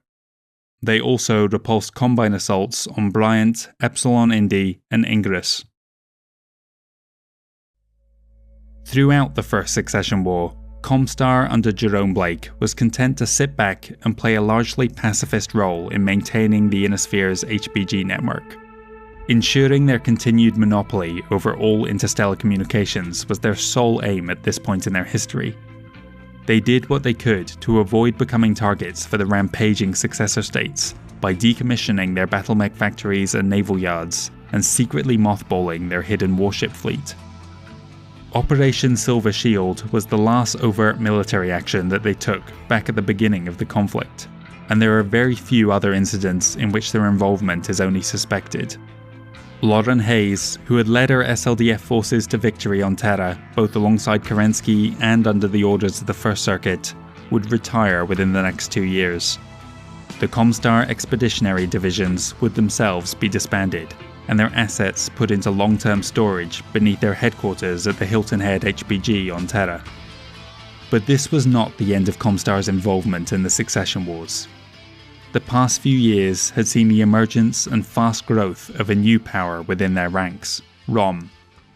This shadowy internal security force, answerable solely to the Prime Administrator, would soon become a secret intelligence agency to rival any belonging to the Great Houses.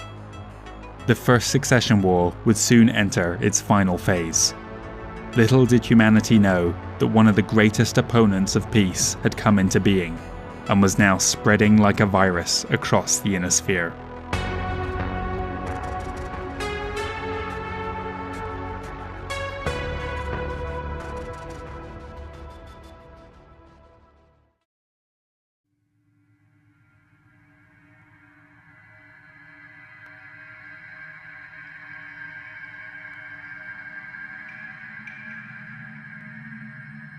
Throughout the first 2.5 decades of the Succession Wars, the Periphery Realms looked on in mute horror as the great houses of the Innisphere obliterated one another with weapons of mass destruction. No doubt some among the former territorial states considered this just desserts for those who had spent centuries exploiting them, but the cataclysm unleashed on the Innisphere so far surpassed the misery of the reunification and freedom wars that most felt deeply uncomfortable celebrating the news. It's important to realize that the Periphery only had a fragmentary understanding of what was transpiring in the Innisphere. Comstar was making little to no effort to maintain their HBG network that far from Terra, nor replace those damaged in the uprising. From the perspective of the average citizen, they would have first heard of the growing tensions between the member states, and likely the pronouncements of the successor lords that they intended to rule the Star League. From that point on, the Concordat, Magistracy and Outworlds would surely have transitioned to a war footing if they weren't already. Invasion seemed imminent. reports of an outbreak of hostilities along all borders would have had them preparing for the worst, and rumours of planetary extinctions, if they could be believed, would no doubt have heightened the feeling of growing terror. But over the next few years, the merchant jump ships they relied upon both for essential supplies and for accounts of the war steadily reduced in number. As the successor states commandeered ever more civilian vessels, and likely any foreign ones that entered their territory, less and less information was able to filter out to the periphery states. It would have been as if a supermassive black hole had appeared at the heart of the old Star League, and gradually expanded to engulf the inner sphere, swallowing everything in its reach. The news blackout likely created a feeling of deep uncertainty and paranoia.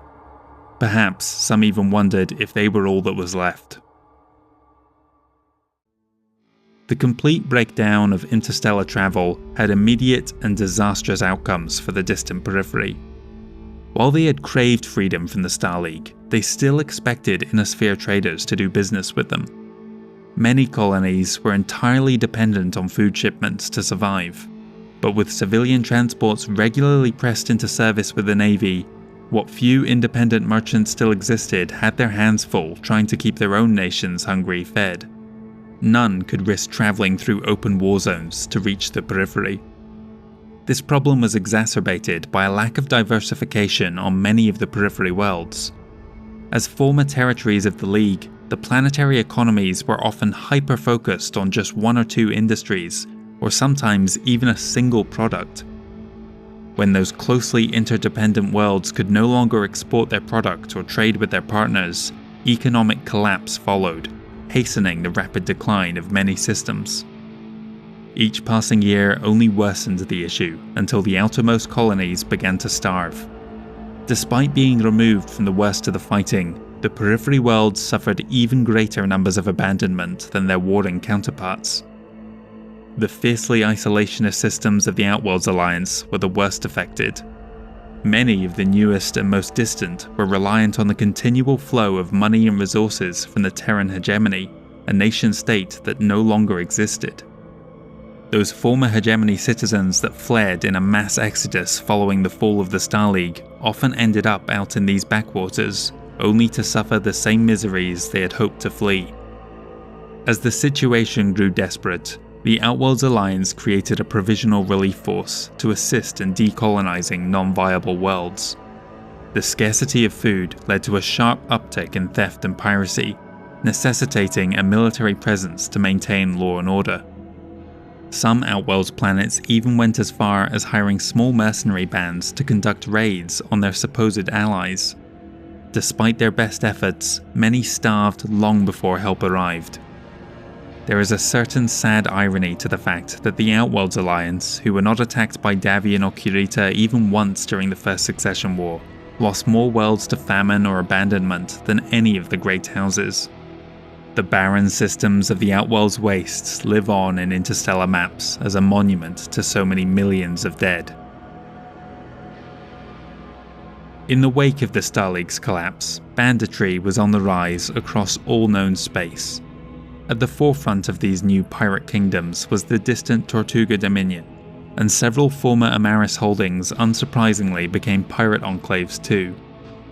The rump states of the former Rimworld's Republic had died out, the Oberon Confederation in 2796 and the Finnmark Free Republic a few years after that, both succumbing to the constant bandit raids and no small amount of meddling by the Lyrans.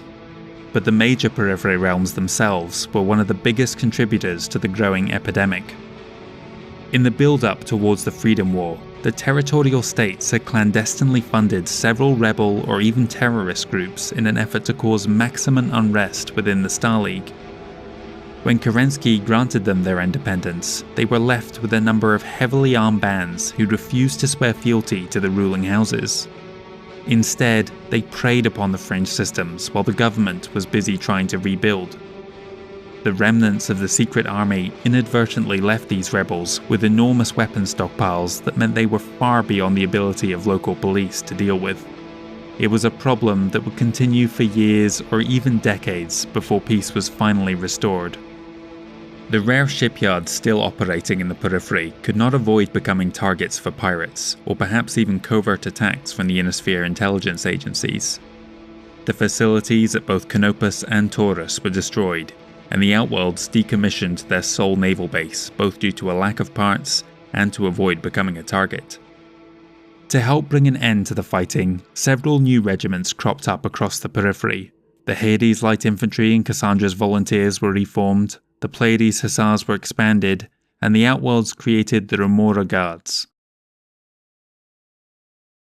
When the periphery militaries weren't hunting bandits, they were busy preparing for what still felt like an inevitable invasion. Even after 25 years, they were still vastly outnumbered by their old oppressors, and it seemed as if at any moment they could turn outwards and unleash hell upon them. While the successor states had enough raw manpower to weather the devastation, if the same tactics were employed against the periphery, it risked a sudden and terminal collapse. But the sword of Damocles never fell, and instead the decades-long standoff led to a line of strategic reasoning that we now refer to as the Piranha Principle. In nature, individual piranhas will violently and relentlessly attack any prey or potential rival, including other piranhas. However, shoals of piranhas can grow to as many as 1,000 fish without them turning on one another in a bloodbath. This is because to attack any of the piranhas around them risks opening themselves to an attack from another, meaning such behaviour inevitably leads to their own death. Likewise, the succession wars as a whole exhibit this same behaviour. Individually, any single successor state could take on and annihilate one of their smaller periphery neighbours. However, to do so would require redeploying the forces along their other borders to face their new target, and doing that would expose themselves to an attack. The stalemate that had developed by this point in the war, and continues on to this day, ensures that no one can ever land a knockout blow.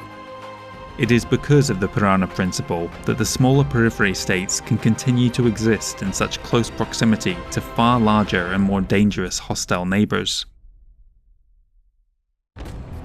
In the roughly 240 years that the succession wars have raged, only one major campaign has ever involved the periphery states.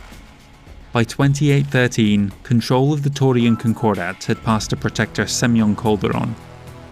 An imminent Davian invasion had been threatened for some 25 years by this point, but the lack of activity along their border had Calderon and the Taurian Defence Force looking elsewhere for opportunities to strengthen their realm.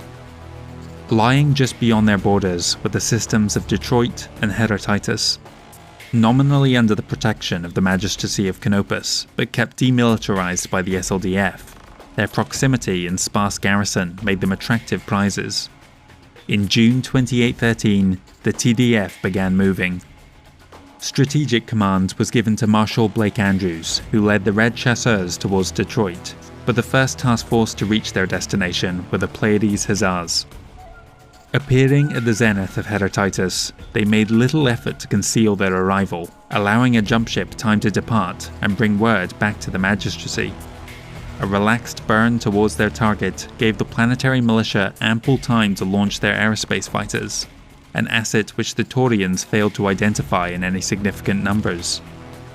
Numbers they had though, and the damage they inflicted as the enemy dropships entered atmosphere was extreme. More than 2 battalions of mechs and over a regiment of conventional forces were wiped out.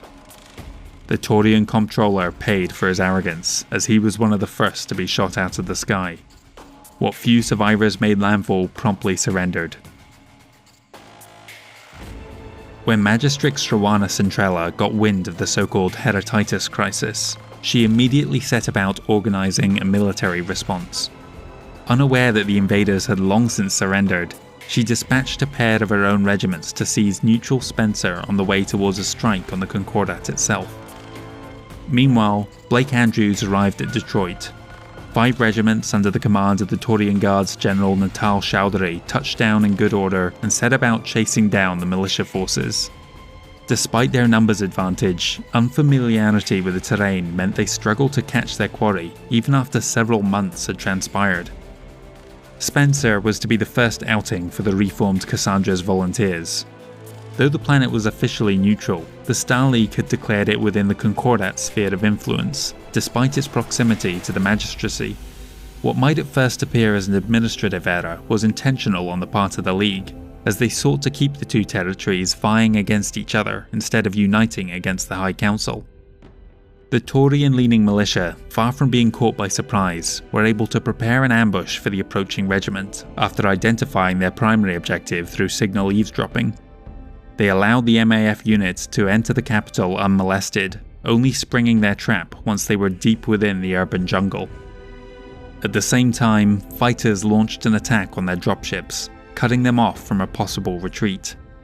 Cassandra's volunteers surrendered after the first battle, but had already suffered casualties of around 50%.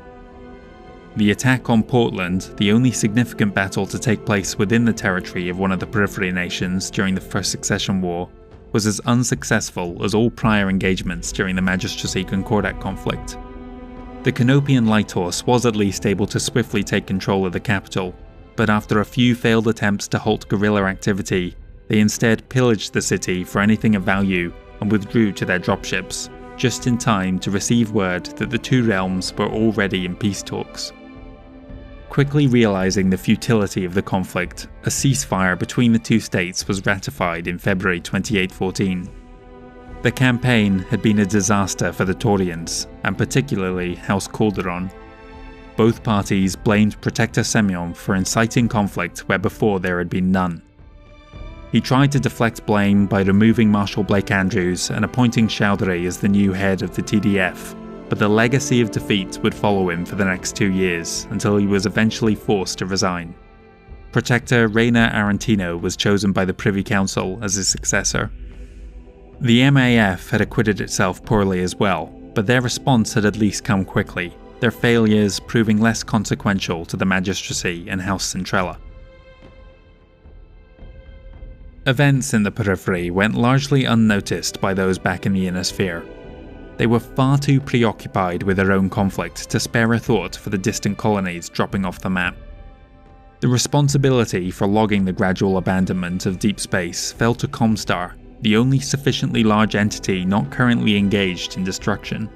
But with so little interest in the Periphery, they had little incentive to actively search for evidence of a colony's continued survival.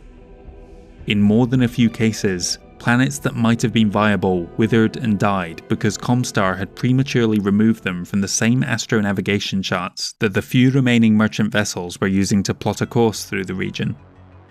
Some have even speculated that this was intentional on Blake's part, some petty retribution against those who he believed had brought down the Star League. The question is, how many of those supposedly dead worlds still survive today, hidden from the rest of humanity's view?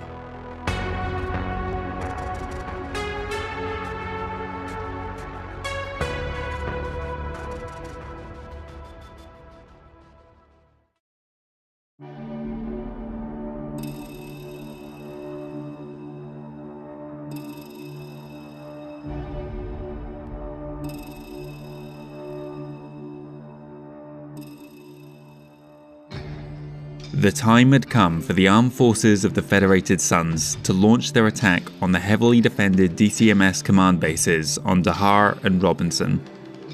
In March 2814, a warship squadron was dispatched to each system to clear a path for the ground invasions. Only a single ancient vessel moved to oppose them at Dahar, no match for the trio of Davian ships arriving, but the nuclear arsenal it carried meant that it would drag 2 of them down into the abyss along with it. After that, the surface battle proved to be a complete anticlimax. Despite fearing a large fortified garrison, the Combine had actually withdrawn most of its forces before they could be cut off. A brief skirmish outside the capital city was enough to reclaim Dahar. The same was not true for Robinson, capital of the entire Draconis March. As before, the Federated Suns Navy dispatched a trio of vessels to take control of the space lanes, facing off with 2 of the Draconis Combine Admiralty's few remaining warships, including what was once the flagship of the DCA's now extinct Second Fleet. The 2 command ships engaged each other while the destroyers paired off, and the aerospace fighters entered into a melee of their own. Hanging back until all others had committed were 3 squadrons of land-air mechs. When an opportunity presented itself, they rushed the new Samarkand and boarded the carrier after transitioning into battle mech form. The experienced crew on board was one of the finest remaining in service to Kurita, but were powerless to stop such a heavy assault force. The warship detonated minutes later, taking many of the boarding team with it. Soon after, the last of the Combine's naval defense was destroyed, at which point Marshal Holder Davian ordered his task force to begin landing procedures. At least 2 DCMS regiments were reported on planet, split between the major cities. An overwhelming AWFS task force swept through the battlemech defences within a week, but the infantry had gone to ground inside the residential districts, forcing a protracted struggle to root out the last of them, during which time several chemical weapons were used, poisoning the waterways. By sheer coincidence, the attack on Robinson coincided with a prison break staged by the cadets of the planet's military academy. The Draconis March capital had fallen so long ago that the survivors were now in their 40s. They took control of the prison facility's anti-air emplacements just as Holder Davian was coming under fire from the Kuritan fighters outside the complex, helping to sway the battle in the AWFS's favour. By May, both Dahar and Robinson were securely under Federated Sun's control. Paul Davian had to decide how much further he wanted to push his luck. His troops, still buoyed by the successive victories they had achieved, were nevertheless reaching a point of exhaustion. They could not maintain the speed of their earlier advance. With that in mind, he stretched out his time plan and withdrew what he could for recuperation in safer regions. He also moved troops to the Capellan border, who were once again nibbling at the Chesterton Welds, taking Farwell after a brief 1-month battle in June. The counter-offensive began again towards the end of the year. In the last 2 months of 2814, the AWFS made landfall on Glenmora, Clathandu and Sakara. Like the cadets on Robinson, those Sakara Academy students who had taken up arms had to wait almost 3 decades to see their home liberated. At Clathandu, Kuritan warships unleashed a devastating orbital barrage on the ground forces below, prompting a nuclear exchange between the 2 commanders. The planet would survive, but it was one of the lowest points of the campaign for Davian. The year had gone poorly for the Free Worlds League. A raid on Holt by the Chevaux Leger had resulted in the complete destruction of the Green Orloff Grenadiers in garrison, but worse was to follow in 2815. An extremely virulent bioweapon was unleashed on the planet Jardine by unknown forces. The world was home to some 40 or 50 million, but Thaddeus Matic was forced to enact a complete quarantine or risk having the bioagent spread beyond the system, leaving the inhabitants to their sad fate. Nearby, the Lyran High Command began what would be only their second major offensive of the Succession Wars, Operation Spiderweb. The brainchild of Hauptmann General Ranier Hogarth, the goal was to push the Free Worlds League out of the Solaris Bulge and take for themselves the economic powerhouses of Kalidasa and the game world Solaris itself. 2 task groups were organised on either side of the region, each comprising a trio of regulars and one of the Elysian Lancers regiments. The operation commenced in February, with the dual assaults on Uhuru and Wing. Hogarth's campaign was slow and deliberate, about the only strategy the LCAF was capable of at that point in the war, but it was nonetheless successful. The massively outnumbered FWLM garrisons could not hope to match them. With victory achieved, they waited for conventional reinforcements to arrive before departing to their next targets. 2815 saw only limited action along the Federated Sun's border. Between March and October, the Federated Suns took back Breed, Royal and Talmadge. To help reinforce their struggling defensive line, Kurita hired on the Paul Bunyan Regiment of mixed AEAF and SLDF vintage. The collapse of the Combine's invasion was having a distinct impact on the Kuritan officer corps. The veterans were dropping like flies. Many were so ashamed by their inability to hold the AWFS that they decided to commit seppuku. It became an endemic problem for the DCMS, to the point where Junjiro Kirita was forced to step in and outlaw the practice completely. He also had to reel in his own brutalistic treatment of those who failed him, as the number of qualified commanders continued to dwindle. This was both a blessing and a curse for the Fed Sons. The replacement officers were young green cadets straight out of school. While they lacked experience, they did not feel the same shame their predecessors did regarding the Kintari massacre, and so fought with renewed vigour. One of the strangest curiosities to come out of 2815 occurred within the Capellan Confederation. Bordering the Chesterton Commonalty was the planet Westphalia, garrisoned by a regiment of their voltigeurs. It was close enough to the front that they could expect trouble, but otherwise of little strategic importance. When a raiding party did arrive, it did so from an entirely unexpected source. Freeman's fanatics were mercenaries employed by House Steiner. The exact reason for such a deep strike is lost to history, with some speculating it was either an attempt to recover information found by a Lyran agent, or perhaps the fallout of a failed alliance between the Commonwealth and Confederation. In early 2816, the Bella system once again became the site of a battle between Marek and Steiner. The Lyran regulars who had retreated so ingloriously were now returning. They had spent the last 2 years training under Raymond Hempstead, the former colonel of the Stealths Regiment. He was given command of the operation, seconded by Lieutenant Colonel Marcus Steiner, the Archon's son and heir. Political squabbling within the Free Worlds League gave them the opportunity they had been waiting for, as the Regulan Hussars returned back to their principality, leaving the defence of Bella open. The new garrison had only just arrived on Weld when the attack commenced. Hempstead's signature manoeuvring tactics brought the battle to a swift end in March. In the wake of the battle at Bella, the grizzled stealth veteran was recalled to Tharkad, leaving command to the now brevet colonel Marcus Steiner. Hempstead had impressed the Archon with how he had improved the abilities of the Lyran regulars under his command. Richard Steiner now paired him with a few of the retired mech warriors of the Stealths and Tamar Tigers, and tasked them with doing the same for the 54th Lyran Guards. Back in February, the AFFS took aim at 4 more worlds belonging to House Kirita, including the Bene system, a pre-war holding of theirs. The slow but steady campaign succeeded in driving them off by November.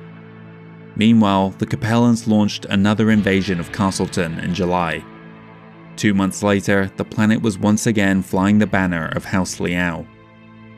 Paul Davian was tiring of these constant attacks in the region, and so had authorised a new front to be opened within the Cyan and St. Ives commonalities, 2 regions that had barely seen any fighting during the war.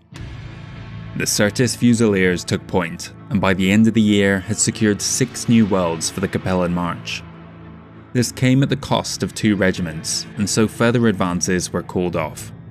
It had done the job though, as Liao would not strike at the Federated Sons again for years. The Commonwealth borders were particularly active throughout 2816.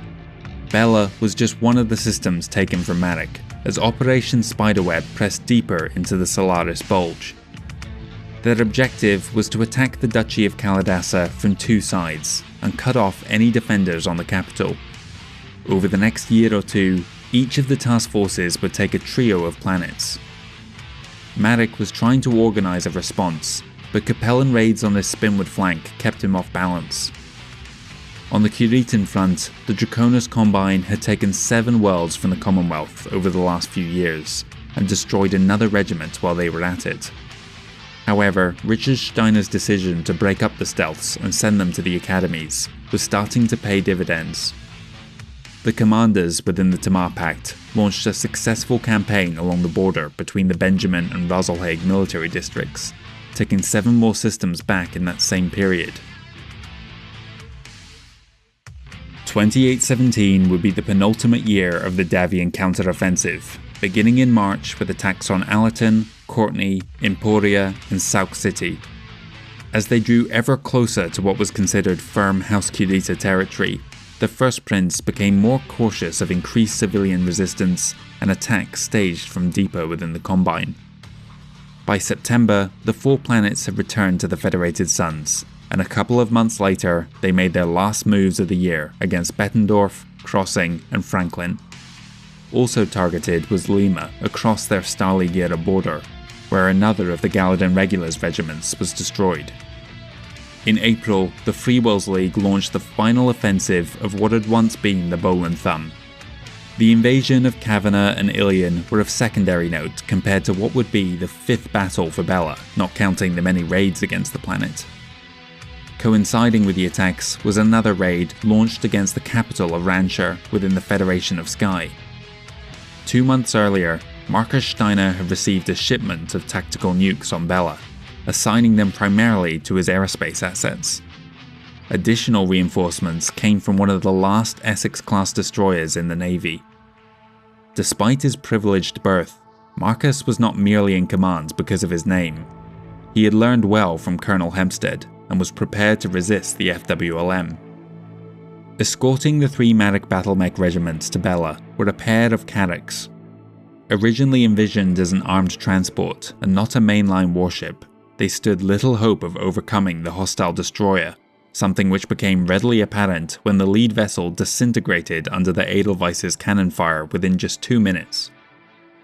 Recognizing that she was outgunned, Captain Monica Talassi ordered her crew to abandon ship. As they made for the lifeboats, she took the controls and piloted it on a collision course with the Lyran destroyer. Edelweiss evaded too late, and the entire starboard side of the warship was ripped off before a magazine explosion detonated both vessels. With both sides losing their naval support early, the remaining forces were closely matched. The FWLM had strength in numbers, both battlemechs and aerospace fighters, but Steiner's fighters were equipped with tactical warheads which evened the playing field. The Lyran regulars proved to be highly evasive, picking and choosing when to engage in battle only at favourable moments. But the League troops proved equally skilled, and by December it had become clear that the LCAF would need to withdraw. Casting aside what equipment they couldn't take with them, Marcus and his regulars departed for their jump ships. When the Marek units moved in to seize their prize, booby traps among the abandoned mechs detonated the remaining nuclear weapons, inflicting another 2 companies of casualties on the victorious Free Wills League. This would prove to be the last battle on this part of the front, both sides now turning their attention towards the Solaris Bulge. The Capellan war machine was grinding to a halt at this point in the war. Another of the Capellan charges had succumbed to their losses in 2817, and battlefield attrition meant less than 10% of their regiments could field even 2 battalions. The planets themselves were suffering from the damage too, as vital environmental systems were either destroyed or broke down due to the lack of replacement parts. To help maintain some of the equipment that was quickly becoming branded as lost tech, Liao established the Capellan Science Foundation in 2818. Other similar institutions would appear across the Inner Sphere in the years and decades to come, but the rampant destruction meant that preserving advanced technology was becoming an ever greater challenge. In April, Paul Davian launched the final 3 planetary liberations of the counter-offensive. 2 months later, Marduk, Sheet, and Tripoli were restored to the Federated Suns. With the Draconis Combine pushed more or less back to their pre-war borders, plus a handful of their own worlds taken by Davian for good measure, the First Prince called a halt to the campaign. Pushing the mustered soldiery back became more difficult with each passing year. Continuing the assault risked having nothing left with which to hold on to their reclaimed territory. The war had cost House Kurita 20 battlemech regiments on this front alone. The exact date of their destruction is lost to the chaos of the First Succession War, but the vast majority either fell or surrendered post-Kintari massacre, making the atrocity the most costly mistake of Jinjiro's reign of terror. By the end of 2818, the Lyran Commonwealth's Operation Spiderweb completed the first phase of their efforts to secure the valuable Solaris system when the 2 task forces regrouped within the Duchy of Kaladasa on Alks and New Hope, less than 3 light years away. The Free Wills League had not laid down and surrendered yet, destroying one of the Donegal guards and retaking 4 of the 10 systems Hauptmann General Hogarth had seized. Nevertheless, the encirclement of the provincial capital was now complete. In the new year, the 7 remaining regiments would combine to make an overwhelming assault on Kalidasa. As 2819 began, combat activity across the Inner Sphere was in a terminal decline, as exhaustion and lack of equipment became a rampant issue within each of the successor state militaries. In the final 5 years of the war, only 2 systems exchanged hands on the Capellan Free Wills border. Tit-for-tat action on Matharan the previous year showed that both sides barely had the strength to hold an objective, and the loss of one of the Confederation's mercenary regiments underlined the reality that House Liao could no longer muster an offensive at this stage. On the opposite side of the Inner Sphere, the Draconis Combine was making the last of its major raiding campaigns against the Lyran Commonwealth, targeting Alexandria, Kessel, and Tamar. Another unit was dispatched to the edge, only to discover that the world was completely without garrison, netting Kirita an easy conquest. Other than that, the 2 realms took just 2 other systems from each other as the fighting came to a halt. The Federated Suns found itself dangerously overextended along the Combine border. Paul Davian made the difficult decision to withdraw from 9 systems he had fought hard to take over the past 2 decades. Some of these were long-time Curitan holdings with unruly populaces, but others had welcomed the Fed Suns liberators with open arms. In total, fighting within the occupied territory, both during the initial invasion and the counter-offensive, have resulted in the deaths of more than 1 billion people. The last major offensive of the First Succession War, Operation Spiderweb, entered its final phase in February 2819.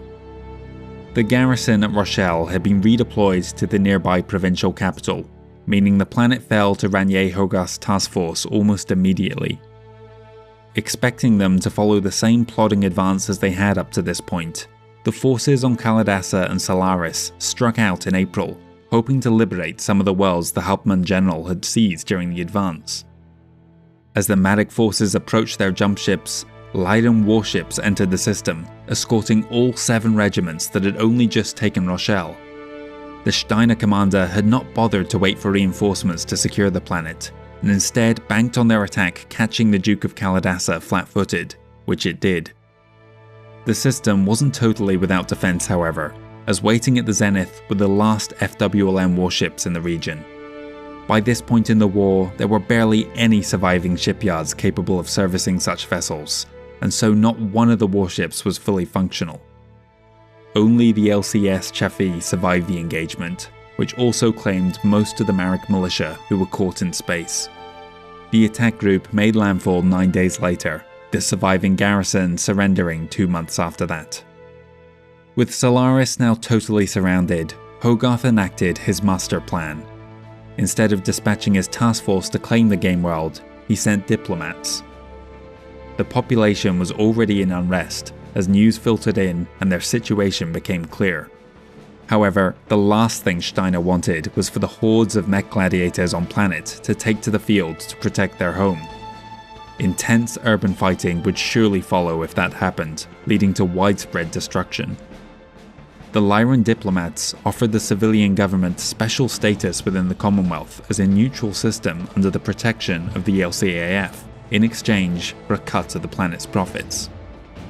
After 3 months of debate, Solaris seceded from the Free Wills League on September 10th, and demanded that the FWLM garrison withdraw by the end of the year. The Matic commander prepared to seize the capital and enact martial law, but when it became clear that no help would be coming, they reluctantly departed for safer territory. The Lyran Commonwealth moved into their new holding early in the new year. The transition had caused a minimum of disruption, for which the locals were thankful. Operation Spiderweb had been a huge success for House Steiner. Reclaiming the Bowl and Thumb had removed an ever-present threat to their realm, as well as righting a perceived wrong dating back to before the Star League.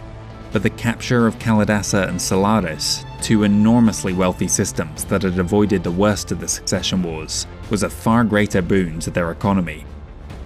Other systems in the region had been less fortunate. Shertan and Uhuru had been reduced to a shadow of their former glory. The Free Worlds League was not above petty retribution, however. In one of the few collaborations between realms in the First Succession War, in 2820, the Red Eagles Mercenary Battalion in the employ of the Draconis Combine was loaned out to the Free Worlds League to hit their shared enemy, the Lyran Commonwealth. Partnering with Clinton's Cutthroats, the two units struck at Solaris in March. A reliance on mercenaries for attacks like this was becoming ever more common during the final years of the war, with the Free Worlds also signing on Salicia's Defiance that year. The raiders sent to Solaris had come to cause as much destruction as possible, particularly to the water treatment facilities on planet. The two inflicted considerable damage before the garrison was able to organize and force them to depart, but as they did so, their warship escort maneuvered overhead to bombard Solaris City from orbit, killing thousands below. The raiding party withdrew soon after. This act of revenge may have hurt the planet's population, but it would ensure that they would never willingly submit to Marik rulership again. Despite the blow to relations between the two states, the reality of the First Succession War was becoming clear to both ruling houses. In late 2820, diplomats convened on Bela and began peace talks.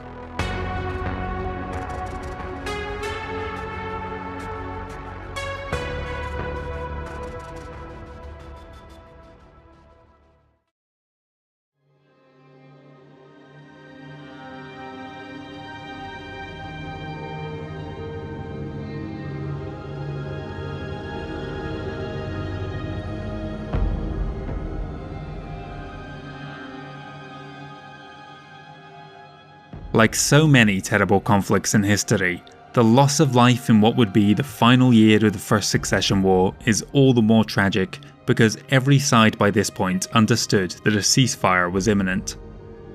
After 3.5 decades of carnage, they could no longer continue to wage total war against one another. Yet despite this, those in charge persisted in ordering raids and even 11th hour invasions right up to the bitter end. The Capellans had managed to force the Marik militia off Kwamashu the previous year, but ultimately withdrew once House Allison sent in reinforcements. Ilsa Liao's main focus was on the Davian front. A raid on Helixmar and the capture of Rollis kicked off 2821, before she launched her final land grab in February. The CCAF made use of fast-moving Locust battle mechs to run rings around the garrison on Ulaanbaatar, taking back control of the contested system. Striking at targets of opportunity across their respective border, Davian and Kurita also undertook their final raids of the war. The AFFS would take this one step further, a late invasion seizing control of the immensely wealthy New Aberdeen, in the hopes it could help rebuild the devastated Draconis March. The proximity of the fighting caused the nearby Anting University to organise its student body into 4 regiments, offering their services to the DCMS as their rivals from the Sunzang Military Academy had for many years. Colonel Raymond Hempstead had spent the latter years of the war training one of the Lyran Guards regiments in fast attack tactics and manoeuvre warfare, hoping they would become the spiritual successor to the famed stealths. Lyran High Command, spurred on by the successful capture of Utrecht at the beginning of the year, ordered a last-minute jab at the Draconis Combine as a way to trial their new performance. Now known as Hempstead's Greyhounds, the unit was dispatched on a deep raid against Otho, an attack that would prove disastrous. Despite his tutelage, the regiment was still untested, and the engagement on Otho proved to be their last. Hempstead, who had unsuccessfully petitioned to be sent along with his students, was distraught by their loss. Richard Steiner, meanwhile, was enraged that such a foolish venture had been attempted and demoted all those responsible. He recalled the former stealth commander back to Tharkad. When Hempstead arrived, the Archon declared that the former Amaris Empire soldier was to be promoted to Hauptmann General and given command of training operations within the LCAF. Furthermore, he was dispatched to the Kuritan front to take full control of the region. In the last and perhaps most ill-conceived move of the war, Captain General Thaddeus Maddock decided to launch an attack on Girone in April in retaliation for a raid on Wing. The planet had fallen to the Commonwealth some 3 decades earlier, but rather than try to use it as a bargaining chip in the ongoing peace talks on Bella, he decided to take it by force. Leaving his flagship in orbit, Thaddeus took to the field to take command of the operation. On May 7th, as he met with his officers to discuss tactics for the upcoming battle, an artillery shell impacted his tent, and the Captain General was killed. In an ironic twist, just 9 days later, Maddock and Steiner would sign the Peace Accord of Bella I, the First Nations of the Succession Wars to formally end the conflicts between them. When the Minister of Tikhonov, Dmitry Rogozin, tentatively called for an armistice around Chesterton, he found that the Federated Sons was open to the suggestion, with a formal truce agreed on September 24th. Likewise, Duke Jonathan Humphreys approached the Capellan Confederation looking to establish a ceasefire, which Ilse Leal ultimately agreed to in late November, ceding control of the contested Andurian systems back over to the Free Worlds League. By December, fighting between the Combine and Commonwealth had tapered off, but there was little hope of ever reaching a peace agreement with such an aggressive militaristic state. The same unofficial ceasefire extended to the Federated Sons border. Raiding still took place, but rarely did it involve even a battalion of ground troops. The surviving successor lords at this time were looking around at the Inner Sphere to see what their conquests had won them. Certainly, the border regions had been hit hardest, but the loss of civilian transport meant that the human suffering extended deep into each realm, as colonies were forced to abandon their homes or simply left to wither and die without vital food or medical aid. Rationing had been in effect on almost every planet for 3 decades. Throughout our history of the conflict, we've mentioned specific raids when known, but the strikes against those rare naval bases capable of constructing or servicing warships never ceased. 6 more were destroyed over the course of the war, 3 crippled permanently, and another 3 badly damaged. Overall production of jump ships was down by 95% compared to 2786. The Lyran Commonwealth, still the most industrious of the 5 successor states, had their manufacturing output halved. The new Dieron military district had lost more than 60% of its industrial capacity, and for House Davian, their income was less than 25% of their pre-war figures. The military losses were extreme. Some of the figures often quoted belie just how bad things were. For example, the Lyran Commonwealth began the war with 120 battlemech regiments on its rolls. Even including those units destroyed or disbanded, wartime production meant that in 28-21 they actually had 10 more mech regiments on the table. But out of all those units, the number of regiments operating just 2 full battalions was 4. And the LCAF was the military that came out of the First Succession War the best. The hardest hit were the armed forces of the Federated Sons, who had lost more than 62% of their strength, primarily fighting House Kurita. The human cost is truly unknowable. The chaos unleashed by absolute total warfare means that any figures will always be estimates. It's beyond question that tens of billions were killed in the First Succession War, but some sources count up into the hundreds of billions once the indirect casualties are factored in. A 28-24 survey by the Comstar Safe Transit and Astronavigation Project found that 22 colonies across the Inner Sphere had been destroyed from either bombardment or nuclear weapons. But on top of that, 31 were wiped out by disease, 72 planets died from famine, and another 23 succumbed to some other disaster.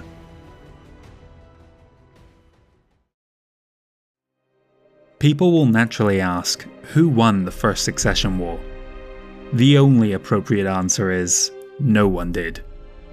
Every realm came out of the conflict worse than they did when it started, whether they had directly participated in the fighting or not. We can, of course, look at it dispassionately and see that certain parties lost less than others. The Free Worlds League under Kenyon Marek had made enormous inroads into the Capellan Confederation and looked to be well on their way to dealing a knockout blow to House Liao until the invasion stalled. Their biggest accomplishment was reclaiming the ancestral home of both House Humphreys of Andurian and House Orloff of Carbonus.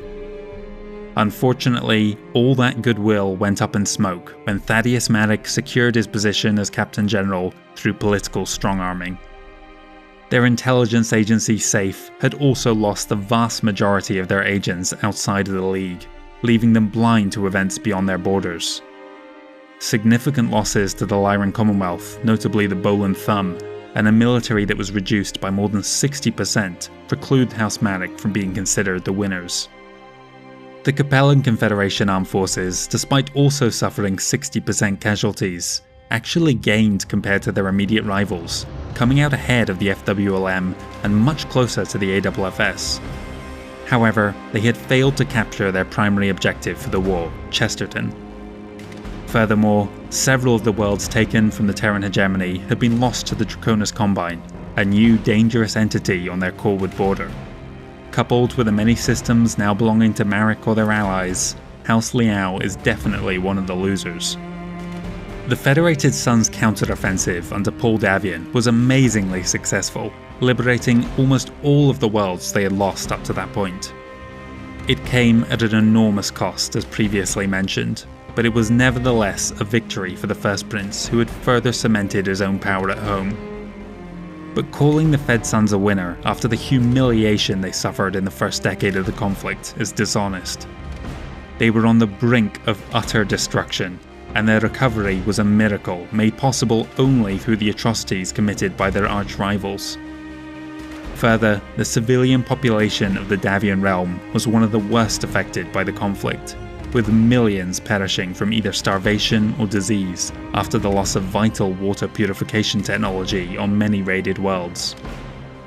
The Draconis Combine was the only nation to gain on all three fronts, against the Federated Suns, the Lyran Commonwealth, the Terran hegemony, and through them the Capellan Confederation. Reclaiming the Dieron system was something they took particular pride in. Their military losses, though severe, were not quite as bad as the AFFS, who they had campaigned against. At home, these conquests were touted as a great victory for House Kurita, but privately, the collapse of Jinjiro's offensive had been a disaster. For them to come so close to outright domination over House Davian, only to stumble at the final step, was an indignity the Coordinator struggled to deal with. With increasing frequency, Jinjiro was starting to show signs of a degenerative mental condition. Ironically, despite the Lyran Commonwealth Armed Forces consistently underperforming throughout the entire war, House Steiner came out ahead of their rivals, primarily because the brutal campaigns of Kenyon Marek and Jinjiro Kurita were targeting the opposite side of the Inner Sphere. The LCAF had begun the conflict on a relatively even keel with the FWLM and slightly behind the DCMS.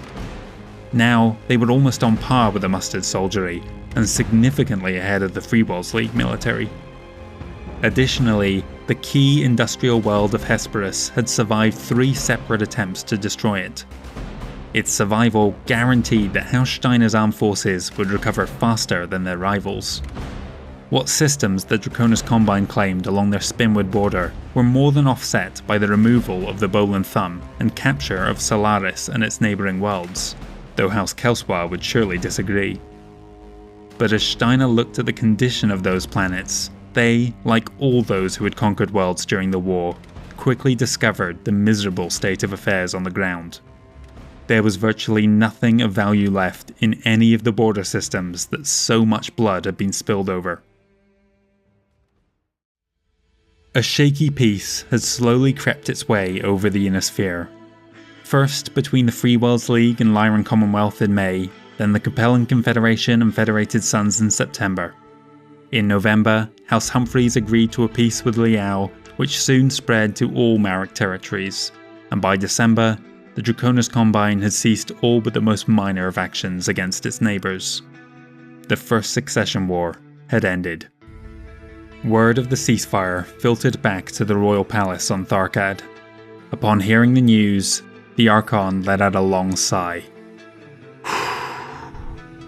Thank God. It's over.